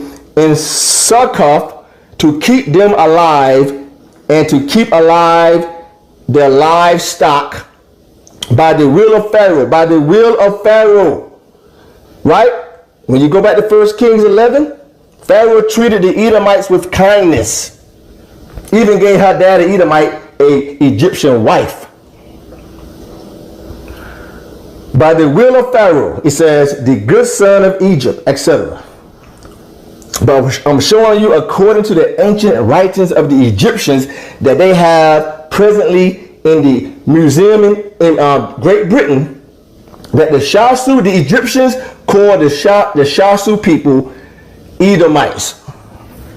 But the white boy said they were Israelites. No, there was Hebrew Edomites. One more time. There was Hebrew Edomites. No, folks, Ramses was not the Pharaoh during the bondage of the Hebrew Israelites. Okay, he was not the Pharaoh. But the Bible does say that the Egyptians used the Jews, the slaves, to build the city of Ramses, but he was not the Pharaoh. It was just called the city of Ramses. Just like we have the city of Washington, D.C., named after George Washington, etc. Now look what it says here. The date and Pharaoh of the Exodus, and most biblical scholars agree that Ramses was not the Pharaoh. The date and it says the date and Pharaoh of the Exodus, 1444 BC or 1446 BC. Pharaoh who killed the Hebrew children was Amhotep. Pharaoh's daughter, who adopted Moses, was no other than Hatshepsut. Okay, Hatshepsut or Hatshepsut. Okay, she also became the first woman pharaoh. She was a woman pharaoh, a female pharaoh. After Moses fled, she sat on the throne. She was the one who adopted Moses. And this is an image of her right here. Okay, Pharaoh or Moses' flight to Midian, Tutmosis. You see that? Tutmosis. And who named Moses? Hatshepsut's father. Also Tutmosis. That's why Moses got the name Moses. Because of that dynasty, Tutmosis. The Pharaoh of the Exodus, Tutmosis III. He was the Pharaoh of the Exodus. Tutmosis III. If not mistaken, he also was Hatshepsut's brother, biological brother. He was the Pharaoh. Okay? He was the Pharaoh. And when the Jews was in bondage, it was Amhotep. He was the Pharaoh, not Ramses. Okay? This is Pharaoh. The Pharaoh that adopted Moses as his grandson, Tutmosis. Again, that's why Moses got the name Moses, because of this dynasty. This is the Pharaoh. And this is his mummy right here. A black man, a Negro looking Pharaoh. This is his mummy. This is the Pharaoh that adopted Moses, Tutmosis. And this is Hatshepsut or Hatshepsut. Okay, however you want to pronounce her name. This is her right here. This is the woman that adopted Moses. Okay, as her adopted son. This is her right here, a black woman. And this here is Amhotep, also believed by many scholars to be the father of Tutmosis. Okay, and Tutmosis was the father of Hatshepsut, and she was the adopted mother of Moses. Okay, let's go into this book right here. Let me show you guys something real quick here. You see this book right here? It's titled The Sarcophagus of the Ancient Civilization. Okay, well, again, it says The Sarcophagus of the Ancient Civilization. And this book is old. Okay, you can see it's ripped up and everything. This book right here is old. One more time, the title: The Sarcophagus of an Ancient Civilization by Robinson. Let's go inside this book right here. This book here is old. Let me show you guys something. George L. Robinson was born at the West Hebron, New York in 1864. Let's skip to the second paragraph. He has visited Palestine and Egypt 7 different times, etc. Okay, he also visited Edom, what is called Arabia today, and he studied all about Edom and the Idumeans and the ancient Edomites and the Shasu, who I just proved to you according to the writings of the Egyptians, that's in the British Museum, okay, that the Shasu was called Edomites. The same people who this white boy Sicarii is showing you guys. And that's why they call Hebrew, because they spoke the Hebrew language. Just as the Israelites spoke the Hebrew language. Just as the Phoenicians spoke the Hebrew language. Just as the Moabites spoke, the children of Lot spoke the Hebrew language. But this book here, the entire book is about Edom. And let's go to page 417. The entire book is about Edom. Okay? This book here is a rare book. The entire book, folks, is about Edom. It was copyrighted in 1930. This book was printed and copyrighted. It says published 1930.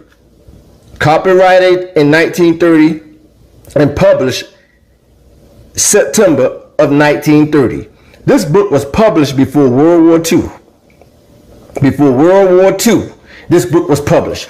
Let's go to page 417. The entire book is about Edom and Petra and the Edomites. Okay? The entire book is about Edom, the history of Edom and Petra and the Edomites and the Nabateans and the Bedouins. The Bedouins also are the Edomites. The Edomites are also called Bedouins.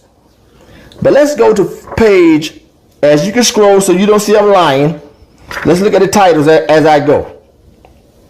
The entire book is about Edom. The entire book. See, the mountains of Petra. Petra. You don't think I'm making this up. This is a rare book to get. Printed in 1930. This book has, like, how many pages this book has here? This book has about 500 pages. And the entire book, see, is about Edom. Talks about the sanctuary of Petra. And lets you know that the Romans built this here, not the Edomites. And he lets you know that the Edomites are not Romans. But let's go to page 417. Let's see what the Edomites looked like in 1930s when he took pictures of these people and spoke to these people. Let's go to page 419 real quick here. 419 real fast. Let's see what the Edomites look like. Page 4, I'm almost there. 419. Here we go right here. Let's flip it around. Now watch this. Y'all see these black people sitting under this tent? These black skinned people? Let's read and see who these people are. Look what it says in the bottom. A family of modern Edomites camping in Petra. One more time. A family of modern Edomites camping in Petra. And he took this photo in 1930 when he went over there and studied these people and studied their culture and studied their religion and studied the ancient history of the Edomites and the Idumeans, etc. But as you can clearly see, there was a black-skinned people. Do these people look like Europeans to you? And in ancient times, the Egyptians called them Shasu, the Shasu Bedouin, Edomites. Okay, there was a black people, black. There was a black-skinned people sitting under a tent. This photo was taken again in 1930, around 1930. Right? We see brothers of various shades of brown. See? So we see these people, we see how they look, we see how they dress, we see the culture, and we see them very present there, and we see them, they're all doing what? Now, there's two rows on. You see this brother, he got the braids up here, they try to deface that, right? But they're all bowing down. Every time they show us in Egypt, we're bowing down. This is how they look down. They're expressing the same way the white man expresses his indignation towards you and his anger is presented towards you when he talks about you like you're nothing and you're just a slave and you're just beneath him. The Egyptians represented us the same way. And you heard him. He said that those images were Israelites when in fact they was Canaanites. Let's go inside my book again. The views of the biblical world, right? This is volume, I think here. Let's see what volume this is real quick here. I have a set. This is volume number 1. The views of the biblical world, volume number 1. Let's go inside. Let's see who those people are that he's showing. Okay, talking about there was Israelites. No. Let's go see. Let's go to page real quick. This is volume number 4. I have a whole set. I paid something like $500 for this set, and it was one set left. And this set was printed. It was printed. In fact, let's go back real quick. Let's see when it was printed. Okay, the views of the biblical world, first international edition, printed in Israel. It was printed in Israel in 1959. Printed in 1959. Now let's go to page 94. Let's go and look at the same image that he just showed. And this is in Egyptian, by the way, on page 99. You see, there was black peoples. But let's go to the same image that he went to. Let's go to page 94. 94. Real quick here. The same image, but it's flipped the other way. Okay, it's flipped around. The same image. You can see these are Canaanites. You see how he killed himself? He just got through talking about tassels and fringes. They don't have no tassels. These men in these images do not have on any tassels. And here's another one, another Canaanite, right here. Now let's read and see what it says right here near the bottom. Let's start here. It says high-ranking and wealthy Canaanites are often portrayed in Egyptian paintings. One more time. High-ranking and wealthy Canaanites are often portrayed in Egyptian paintings from the second millennium BC. From the second millennium BC. So these are Canaanites that he showed. But these images are flipped around, but they're the same images. They're Canaanites. And here's another Canaanite right here. These are Canaanites. Not Hebrew Israelites. So once again, the white boy, you got exposed. As usual, got the damn nerve to tell my people, tell the Negro who our people is, and you a half-breed. How in the hell you can tell us who's Israel and who's not, and you a half-breed? Get the hell out of here with that. Right? We see brothers of various shades of brown. See? So we see these people, we see how they look, we see how they dress, we see the culture, and we see them very present there, and we see them, they're all doing what?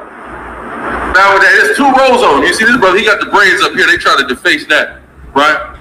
But they're all bowing down.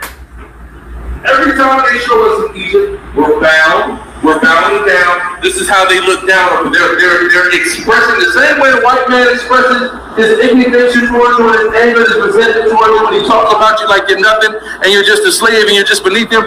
The Egyptians represented us the same way. Now watch this, people. I'm going to flip the image that he's showing in the video so you can see that it is the exact same image that I have in my book right here. Watch this. Now there's two rows on. You see this brother, he got the braids up here. They try to deface that, right? But they're all bowing down. Every time they show us in Egypt, we're bowing down. This is how they look down. They're expressing the same way the white man expresses his indignation towards you and his anger is presented towards you when he talks about you like you're nothing and you're just a slave and you're just beneath him. The Egyptians represented us the same way. Now there's two rows on. You see this brother, he got the braids up here. They try to deface that, right? But they're all bowing down. Every time they show us in Egypt, we're bowing down. This is how they look down. They're expressing the same way the white man expresses his indignation towards you and his anger is presented towards you when he talks about you like you're nothing and you're just a slave and you're just beneath him. The Egyptians represented us the same way. Now there's two rows on. You see this brother, he got the braids up here. They try to deface that, right? But they're all bowing down. Every time they show us in Egypt, we're bowing down. This is how they look down. They're expressing the same way the white man expresses his indignation towards you and his anger is presented towards you when he talks about you like you're nothing and you're just a slave and you're just beneath him. The Egyptians represented us the same way. You see the fringes and the black features? Let's go read what it says here. Real quick here. It says the plate above is a reproduction of the nations in ancient East were also accustomed to kneel before the altar. See, the plate above is a reproduction of a small altar from the 13th century BC with a relief depicting Tukuti Ninurta, first king of Assyria, in prayer before the altar. But it says that this is supposed to be a Assyrian before the altar. But you can see they got on fringes, right? They got fringes on. Now let's go to page 264. So Israel was not the only nation that wore tassels and fringes. Page 264. Right here is King Hazael. King Hazael is the guy that was anointed by Elijah. God told Elijah to anoint King Hazael to be king over Syria. See, and Hazael became king. This is his image right here. A black man, King Hazael. Also have on what? Look at his garments, fringes. He was not even a Israelite. He was a Syrian, but he has on fringes. You see that? So the nation of Israel was not the only people, folks, that wore fringes. They were not the only ones, or tassels. Just want to show you that real quick. Or tassels, right?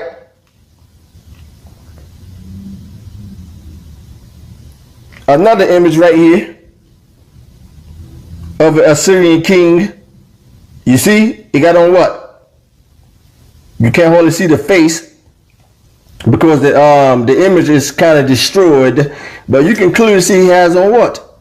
He has on fringes. But as you can see, the white boy is a liar. He got exposed. Okay, he would do anything and say anything to justify these Mexicans and Hispanics as our people so he can continue to make money. Okay, facts. To make money off of these heathens, because the white boy don't work. That's a fact. Genesis 47:3. And Pharaoh said unto his brethren, what is your occupation? And they said unto Pharaoh, thy servants are shepherds, both we and also our fathers. Right? That's what we told them our trade was, being shepherds, right? Now watch this. The Shasu. The Shasu were Shemitic speaking cattle nomads, or shepherds, right? Like it says here, we identified ourselves as shepherds. The Shasu were shepherds. Shemitic speaking cattle nomads in the southern Levant from the late Bronze Age to the early Iron Age, or the third intermediate period of Egypt. They were organized in clans under a tribal chieftain, right? So we had tribes. That's how the Shasu were, in tribes, right? Stop. Stop, white boy, stop. When Jacob and his family migrated down to Egypt, they were not considered tribes. You see how the white boy just killed himself again? When they first went down to Egypt, they were not considered tribes. They went down with about, I think, 70 people, but they were not considered tribes. They did not grow as a nation and was called tribes until after they left Egypt, led by Moses. Again, when they went down with Jacob, with his family, right? They were not considered tribes. But again, you see how he just killed himself right there. Now watch this. And we're described, so this is how the other nations describe us. And we're described as brigands. A brigand is a person who usually lives in a gang and lives by pillage and robbery. This is how it's not a new thing in the earth. They've been calling us this stuff. 3,000 years ago, we were gangsters and thugs. Now you see how the white boy read about the Shasu people being described as gangsters and they lived by pillage and robbery. Well, let's go back one more time to the Egyptian papyrus. Let's see what the Egyptians wrote, the ancient Egyptians wrote concerning the Shasu people. One more time in the red. It says another information. Here's what they wrote. They said another information, writing to the Pharaoh. Okay, because this scribe, he's addressing the Pharaoh.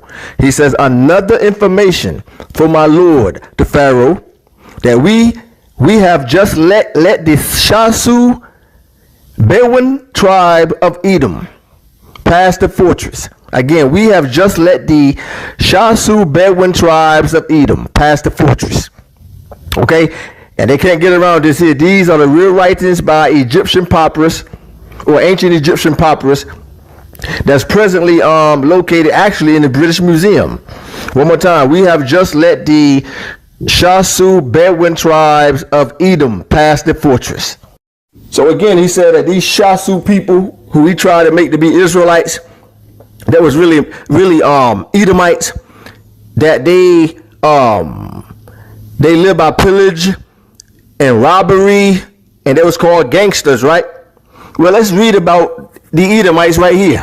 The name Adumi, okay, transliterated, which was translated into Edom. Okay, it says here the Edomites may have been connected with the Shasu people.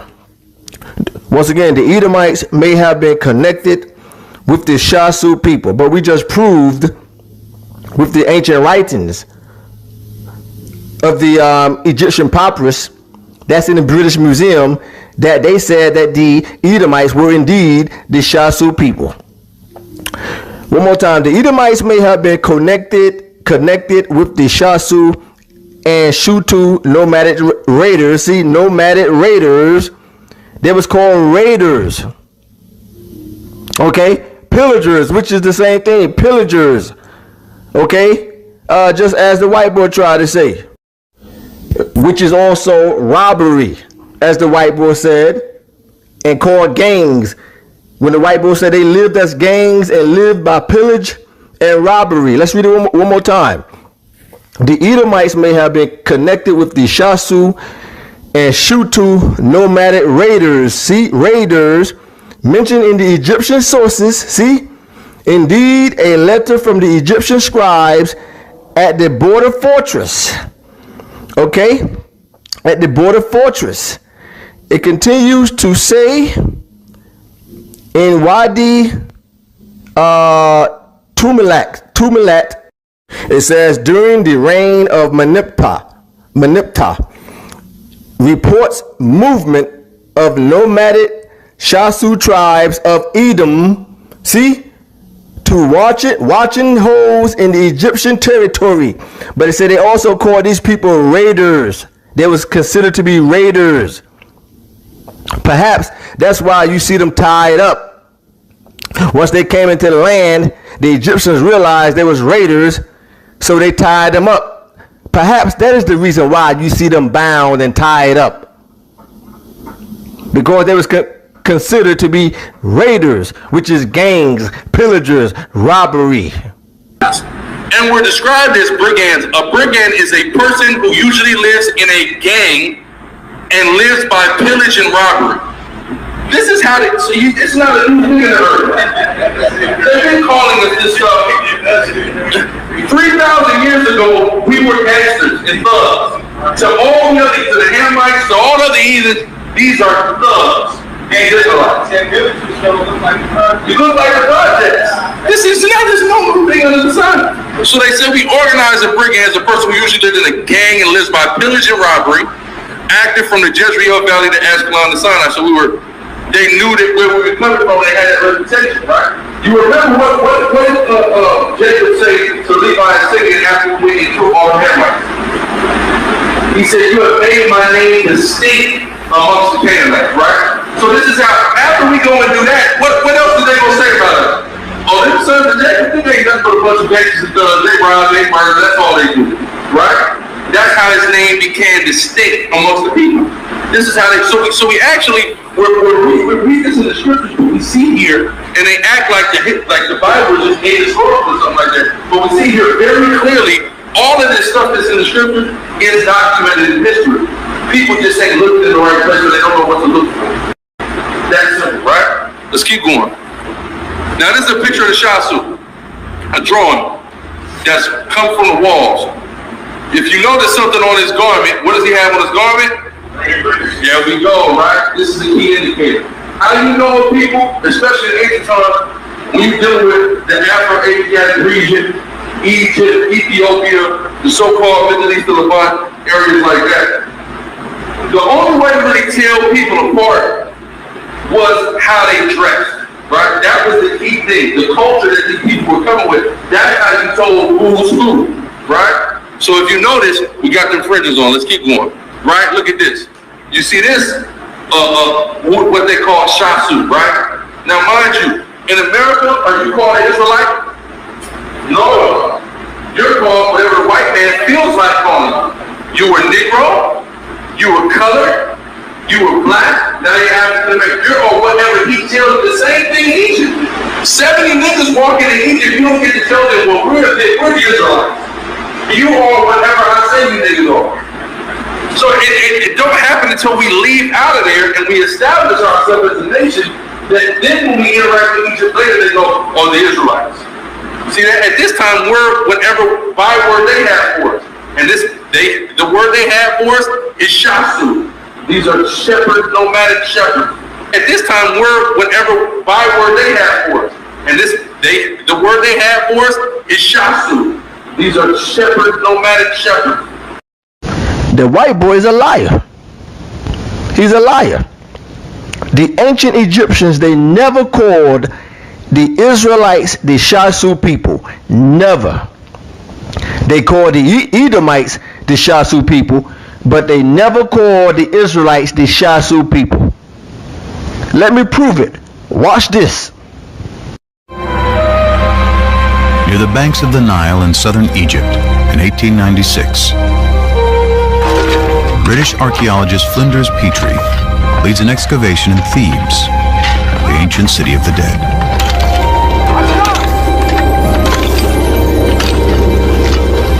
Here he unearths one of the most important discoveries in biblical archaeology.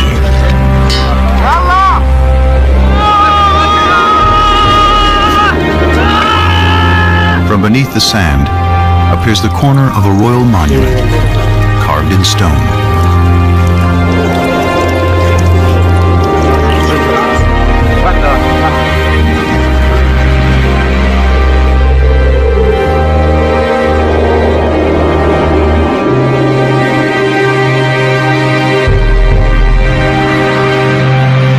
Dedicated in honor of Pharaoh Merneptah, son of Ramses the Great, it became known as the Merneptah Stela.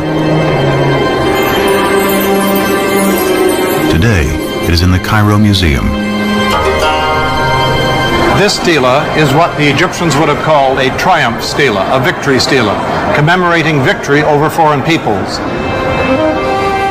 Most of the hieroglyphic inscription celebrates Merneptah's triumph over Libya, his enemy to the west. But almost as an afterthought, he mentions his conquest of people to the east in just 2 lines. The text reads, Ashkelon has been brought captive, Gezer has been taken captive, Yanoam in the North Jordan Valley has been seized, Israel has been shorn, its seed no longer exists. History proves the Pharaoh's confident boast to be wrong. Rather than marking their annihilation, Merneptah's stela announces the entrance onto the world stage of a people named Israel. This is priceless evidence for the presence of an ethnical group called Israel in the central highlands of southern Canaan. The well-established Egyptian chronology gives the date as 1208 BC.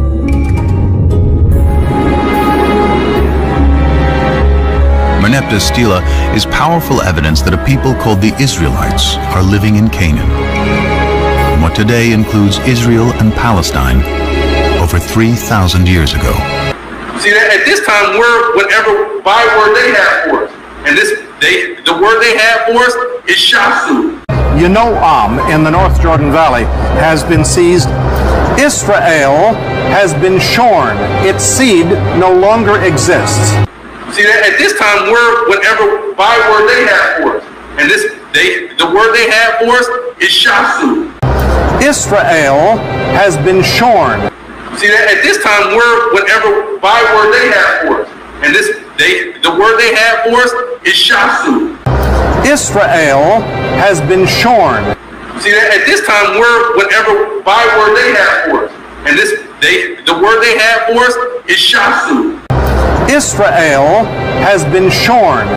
As you can see, the ancient Egyptians, they did not call the Israelites the Shasu people, but they called the Edomites the Shasu people. These are shepherds, nomadic shepherds. That's all they are. They follow sheep around, right? And they're thugs and hoodlums. So as we see here, we see this brother. We see how he's depicted. We see his skin color. We see his garments. We see fringes on his clothes. And we see what? A yoke of iron on his head. Interesting. A yoke on his head. You see that? Let's keep going. It's another depiction of the Shasu, right? So we see a diversity here. This is getting pitiful. It's getting pitiful and comical at the same time. So now he's showing you a picture of a black Shasu, who he says is a black Shasu, right? So what he's trying to say is, when you have some black Shasu and you have the Shasu that's lighter or whiter, etc. And the reason why he's doing this is because he's trying to make the Mexicans and the Hispanics to be Israelites. He's trying to justify. He has to find a way to justify these people and put them in the mix.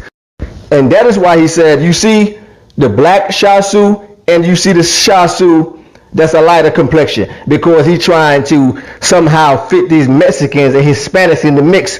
But let me show you guys that this image that he's showing right here, lying and talking about this is a Shasu, which he tried to say is an Israelite, which are really Edomites. This image here is an image of a Canaanite, a black Hamitic Canaanite. As you see here also, this is an image of the Canaanites compared to the modern day Canaanites. You see these comparisons of these modern day black Hamitic Canaanites in Africa today? Look at the comparisons. They still have the same headdress. They still wear the same hairstyles as they did in ancient times. No, this relief that this moron is showing, talking about a black Shasu, is a Canaanite. This is the same image. It just flipped the other way to show the comparisons of the modern day black Canaanites. They still have the same culture, the same hairstyle. This is not a Shasu. This is a Canaanite. It's another depiction of the Shasu, right? So we see a diversity here, right? We see this brother, he's a little lighter brown. We see a dark-skinned brother, right? It's another depiction of the Shasu, right? So we see a diversity here, right? We see this brother, he's a little lighter brown. We see a dark-skinned brother, right? Now, I want to address one more thing he talked about. He talked about the Bronze Age. Listen closely. Watch this. The Shasu. The Shasu were Shemitic speaking cattle nomads or shepherds, right? Like it says here, we identified ourselves as shepherds. The Shasu were shepherds. Shemitic speaking cattle nomads in the southern Levant from the late Bronze Age to the early Iron Age or the third intermediate period of Egypt. Now he said that these people existed from the late Bronze Age to the early Iron Age, or he says, or the intermediate period of Egypt, meaning it ended around the intermediate period of Egypt, or it ended around the early Iron Age. But he says it started, he says, from the late Bronze Age. The late Bronze Age. These people, he says, started from the late Bronze Age. I didn't say it, he said it. Shemitic speaking cattle nomads in the southern Levant from the late Bronze Age to the early Iron Age. Again, he said the late Bronze Age. Now let's look at this summary. Let's look at this chronological reference and get the dates. This data taken from Encyclopedia of Judica. See, different sources can give varying chronology, right? Let's see what it says here about the Bronze Age. The Bronze Age.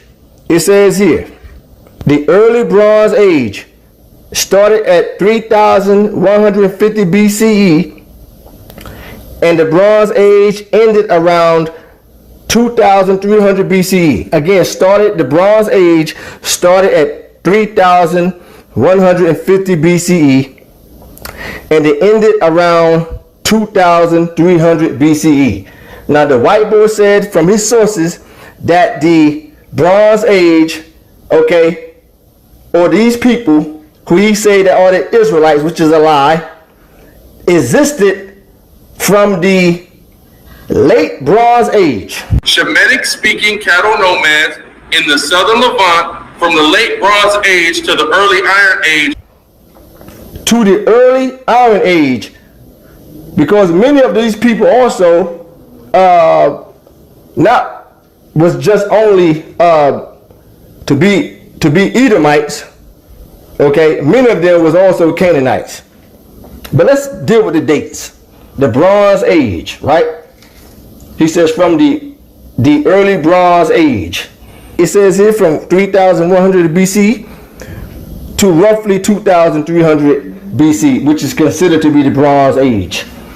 The Bronze Age. Now let's go inside this book right here. It's called Bible Timeline. Let's go inside this book real quick. Let's see what was going on around the Bronze Age. What was going on around the Bronze Age? Shemitic speaking cattle nomads in the southern Levant from the late Bronze Age to the early Iron Age. Let's go inside this book right here. The Bible Timeline.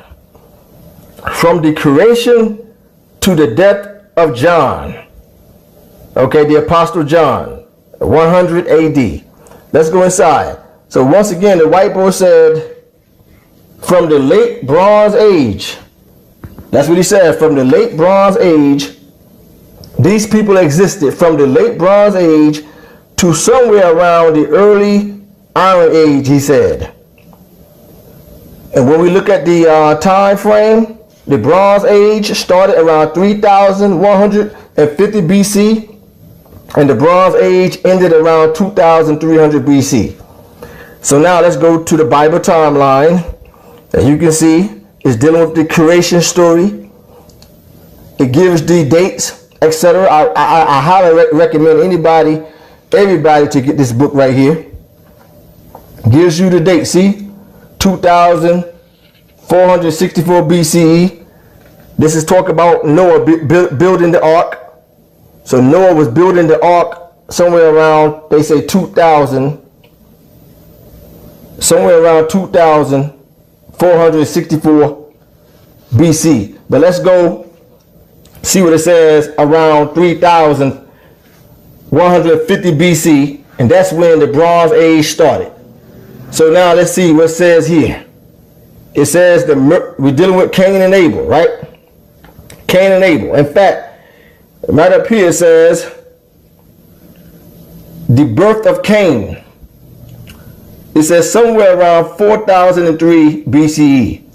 Abel is murdered somewhere around 3875 BCE. Okay? It said Enoch, the prophet Enoch is born, or Enoch walked with God. He walked with God somewhere around 3017 BCE, which is the Bronze Age. Okay, the Bronze Age. Somewhere around 3017 BCE. But the white boy said that these people existed from somewhere, he says, from the late Bronze Age. How is that possible? From the late Bronze Age. The Israelites did not exist during the Bronze Age. You see how this white boy just killed himself. Look what it says here, the early patriarchs, Seth, 3074 BC. I'm just going to scroll down. Jared, 3544 BC. Enoch, 3382 BC. Noah, 2948 BC. Japheth, 2044 BC. Shem, 2445 BC. Then you come over here. You see, Abraham, Nahor was born around 2000, or existed around 2156 BC.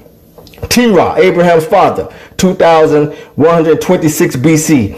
Abraham, 1996 BC.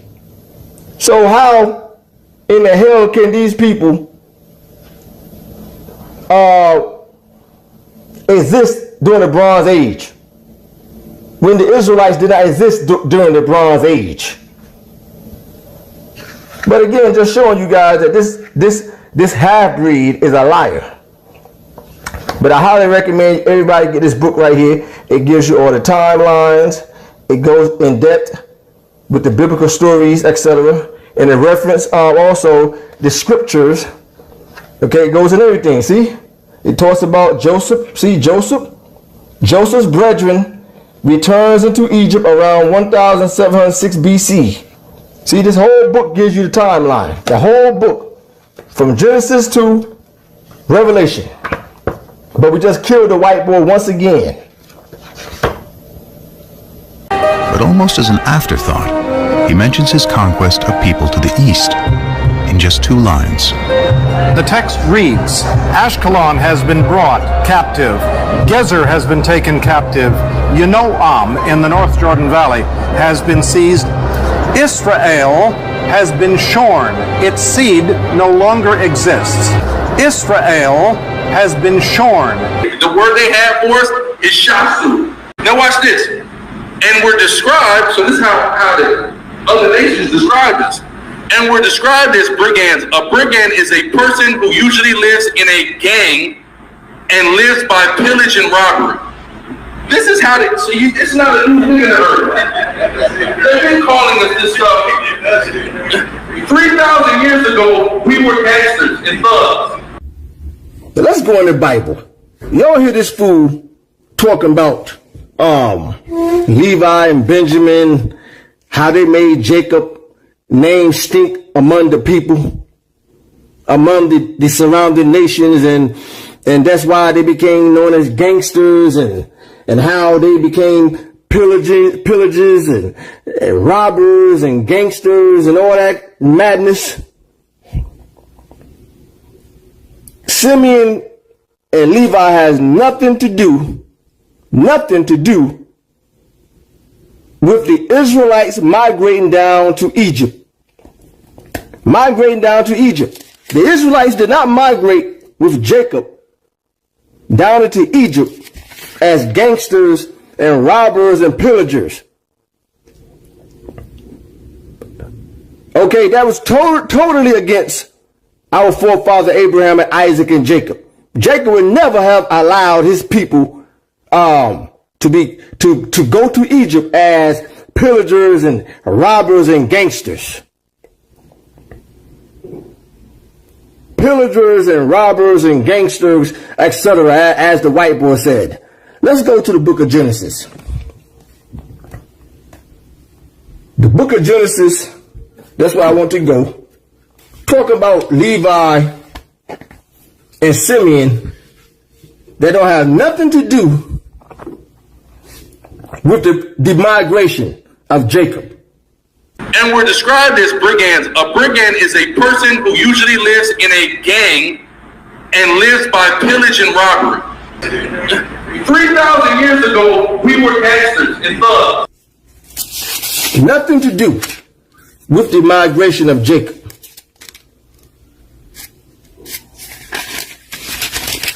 Let's go to Genesis chapter 40. I think I want 46. 47.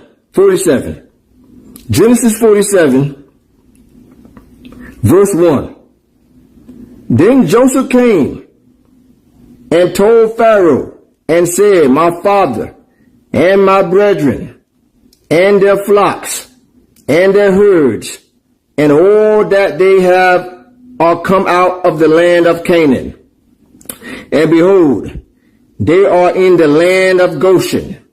And he took some of his brethren, even 5 men, and presented them unto Pharaoh. And Pharaoh said unto his brethren, What is your occupation? And they said unto Pharaoh, Thy servants are shepherds, both we and also our fathers. They said moreover unto Pharaoh, For to sojourn in the land are we come. For thy servants have no pasture for their flocks, for the famine is sore in the land of Canaan. Now therefore we pray thee, let thy servants dwell in the land of Goshen. And Pharaoh spake unto Joseph, saying, Thy father and thy brethren are coming to thee. Does this sound like the Jews? Does this sound like the Israelites going to Egypt to plunder, to take, spoil, to rob, as gangsters, to be pillagers? And were described as brigands. A brigand is a person who usually lives in a gang and lives by pillage and robbery. 3,000 years ago, we were gangsters and thugs. Or does it sound like they're coming down peacefully? And Pharaoh spake unto Joseph, saying, Thy father and thy brethren are coming to thee. Verse 6. And the land of Egypt is before thee. In the best of the land make thy father, he says, make thy father and brethren to dwell in the land of Goshen. Or Gershon. Some people pronounce it Gershon. Let them dwell. And if thou knowest any men of activity among them, then make them rulers over my cattle. So Pharaoh said, make your brethren rulers over my cattle. Does this sound like the Jews coming down to take pillage and to rob as gangsters? And Joseph brought in Jacob, his father, and set him before Pharaoh. And Jacob blessed Pharaoh. So Jacob went down with the Jews, the Israelites. They went down to pillage and rob as gangsters. And then he's going to bless Pharaoh. And we're described as brigands. A brigand is a person who usually lives in a gang and lives by pillage and robbery. 3,000 years ago, we were gangsters and thugs. Jacob was no gangster. Our forefather Jacob was no gangster. Okay, his sons, they were not gangsters. Okay, they tried their best to follow the ways of their forefathers, Abraham and Isaac, and their father Jacob. They did not go down to Egypt as gangsters, pillagers, robbers, as this half-white boy tried to say. And we're described as brigands. A brigand is a person who usually lives in a gang and lives by pillage and robbery. 3,000 years ago, we were gangsters and thugs. One more time, verse 7. Got me pissed off in here, man. Calm down, Yehuda, calm down.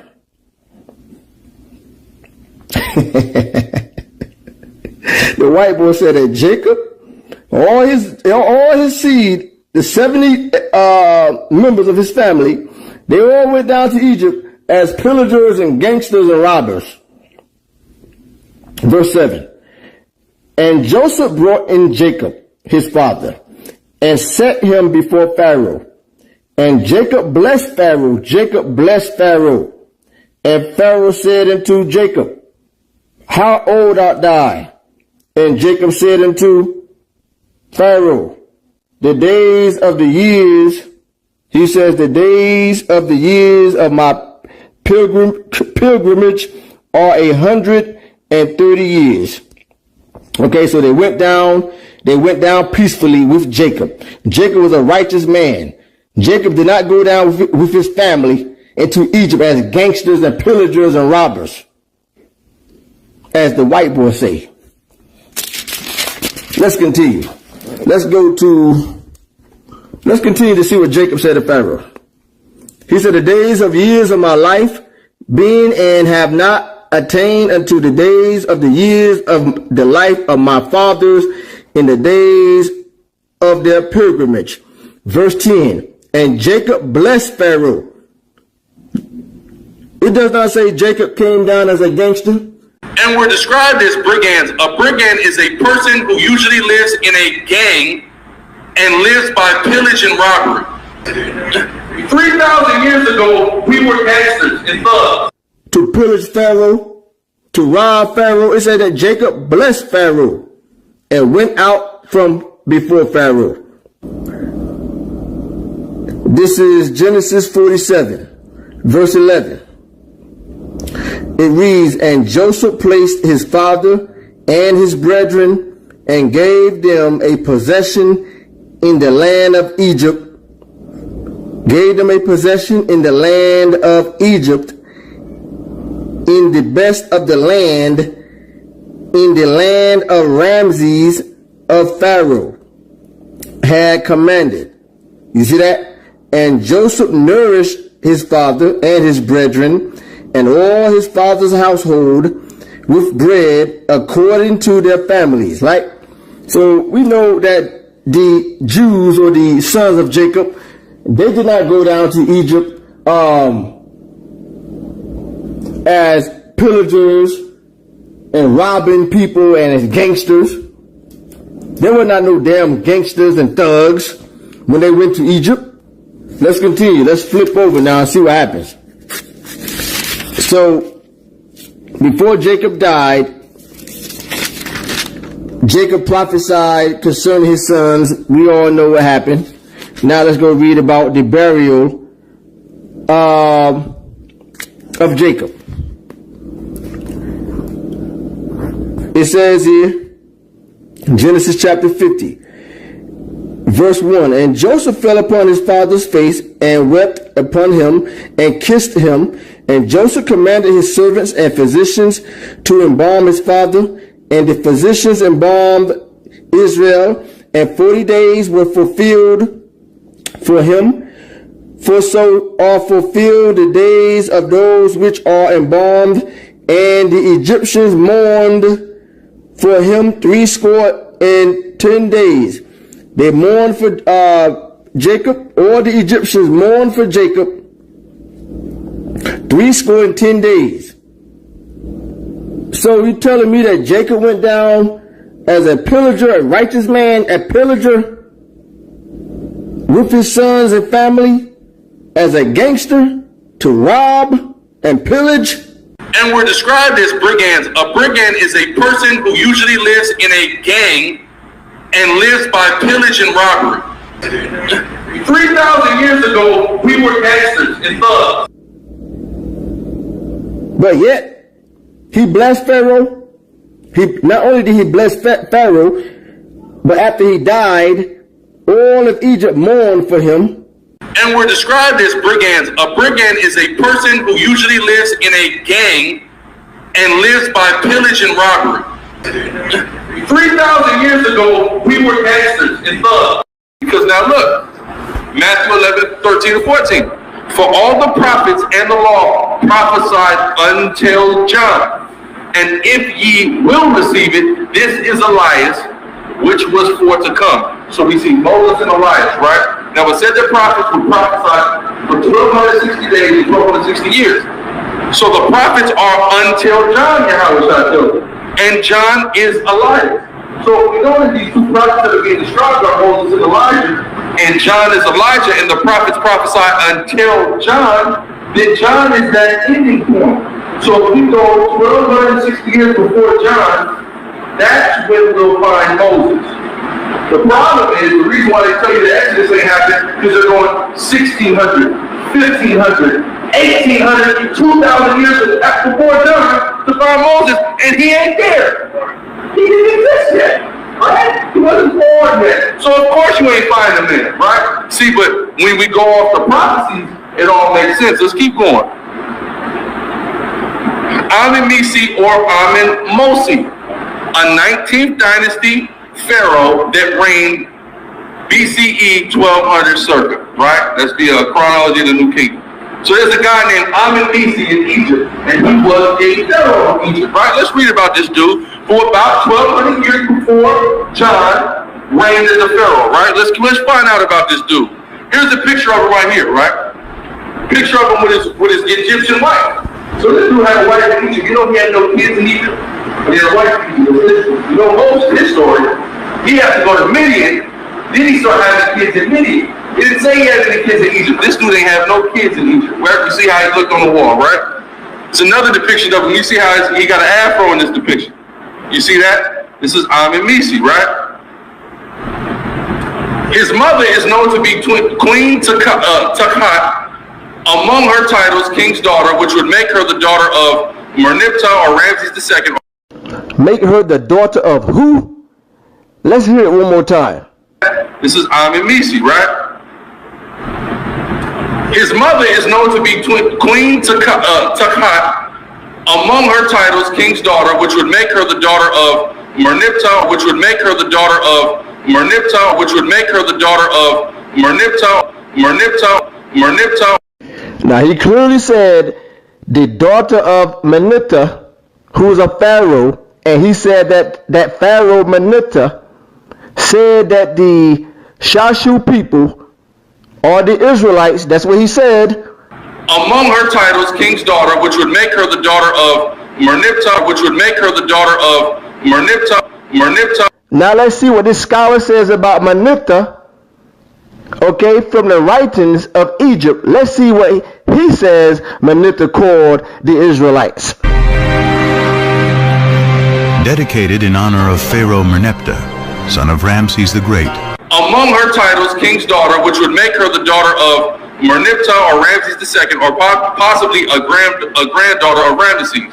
There is no record or mention of him having a father, right? Interesting. So this dude is somehow with Pharaoh's daughter's son, but he ain't got a dad, right? Dedicated in honor of Pharaoh Merneptah, son of Ramses the Great. There's no record or mention of him having a father, right? Dedicated in honor of Pharaoh Merneptah, son of Ramses the Great. There's no record or mention of him having a father, right? Dedicated in honor of Pharaoh Merneptah, son of Ramses the Great. It became known as the Merneptah Stela. Today, it is in the Cairo Museum. This stela is what the Egyptians would have called a triumph stela, a victory stela, commemorating victory over foreign peoples. Most of the hieroglyphic inscription celebrates Merneptah's triumph over Libya, his enemy to the west. But almost as an afterthought, he mentions his conquest of people to the east in just 2 lines. The text reads, Ashkelon has been brought captive, Gezer has been taken captive, Yanoam in the North Jordan Valley has been seized, Israel has been shorn. Most of the hieroglyphic inscription celebrates Merneptah's triumph over Libya, his enemy to the west. But almost as an afterthought, he mentions his conquest of people to the east. Most of the hieroglyphic inscription celebrates Merneptah's triumph over Libya, his enemy to the west. But almost as an afterthought, he mentions his conquest of people to the east. Among her titles, king's daughter, which would make her the daughter of Merneptah. The text reads, Ashkelon has been brought captive, Gezer has been taken captive, Yanoam in the North Jordan Valley has been seized, Israel has been shorn. Israel has been shorn. I only have one message to give you. I don't care what you think of me. I don't care what you call me. I do care what you do with this information because it is important to our survival as a species. Over the centuries, scattered reports told of Jewish tribes living beyond the mythical Sambatyon River, of a remote African land inhabited by the 10 lost tribes of Israel.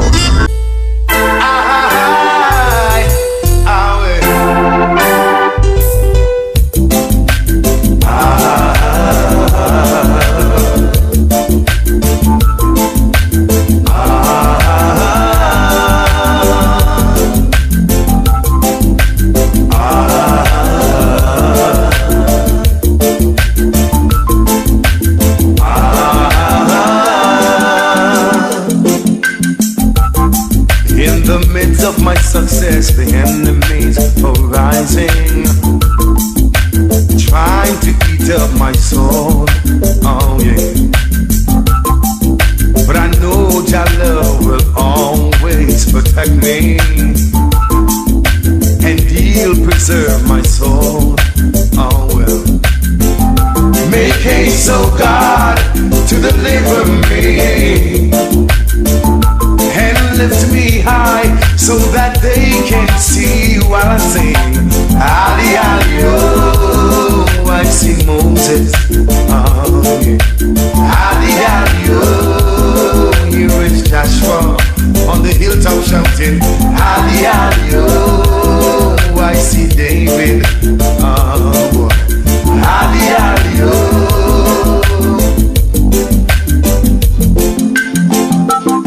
Now I speak the truth, let me see who will confront me. Knowing the hypocrites, they always watching.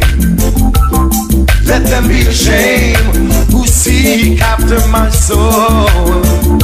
Let them be turned back who wish to see me go down. Let me shout, Ali, Ali, oh. I see Moses standing tall and I sing, Ali, Ali, oh. I see Joshua, oh yeah, Ali, Ali, oh. Let me hear you say, Ali, Ali, oh.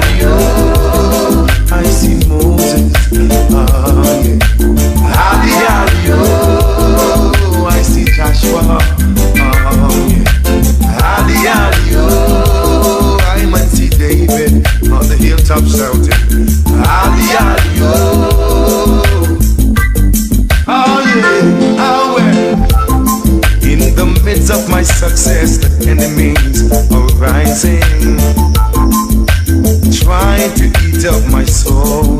Oh well. Make haste, oh God, to deliver me and lift me high so that they can see.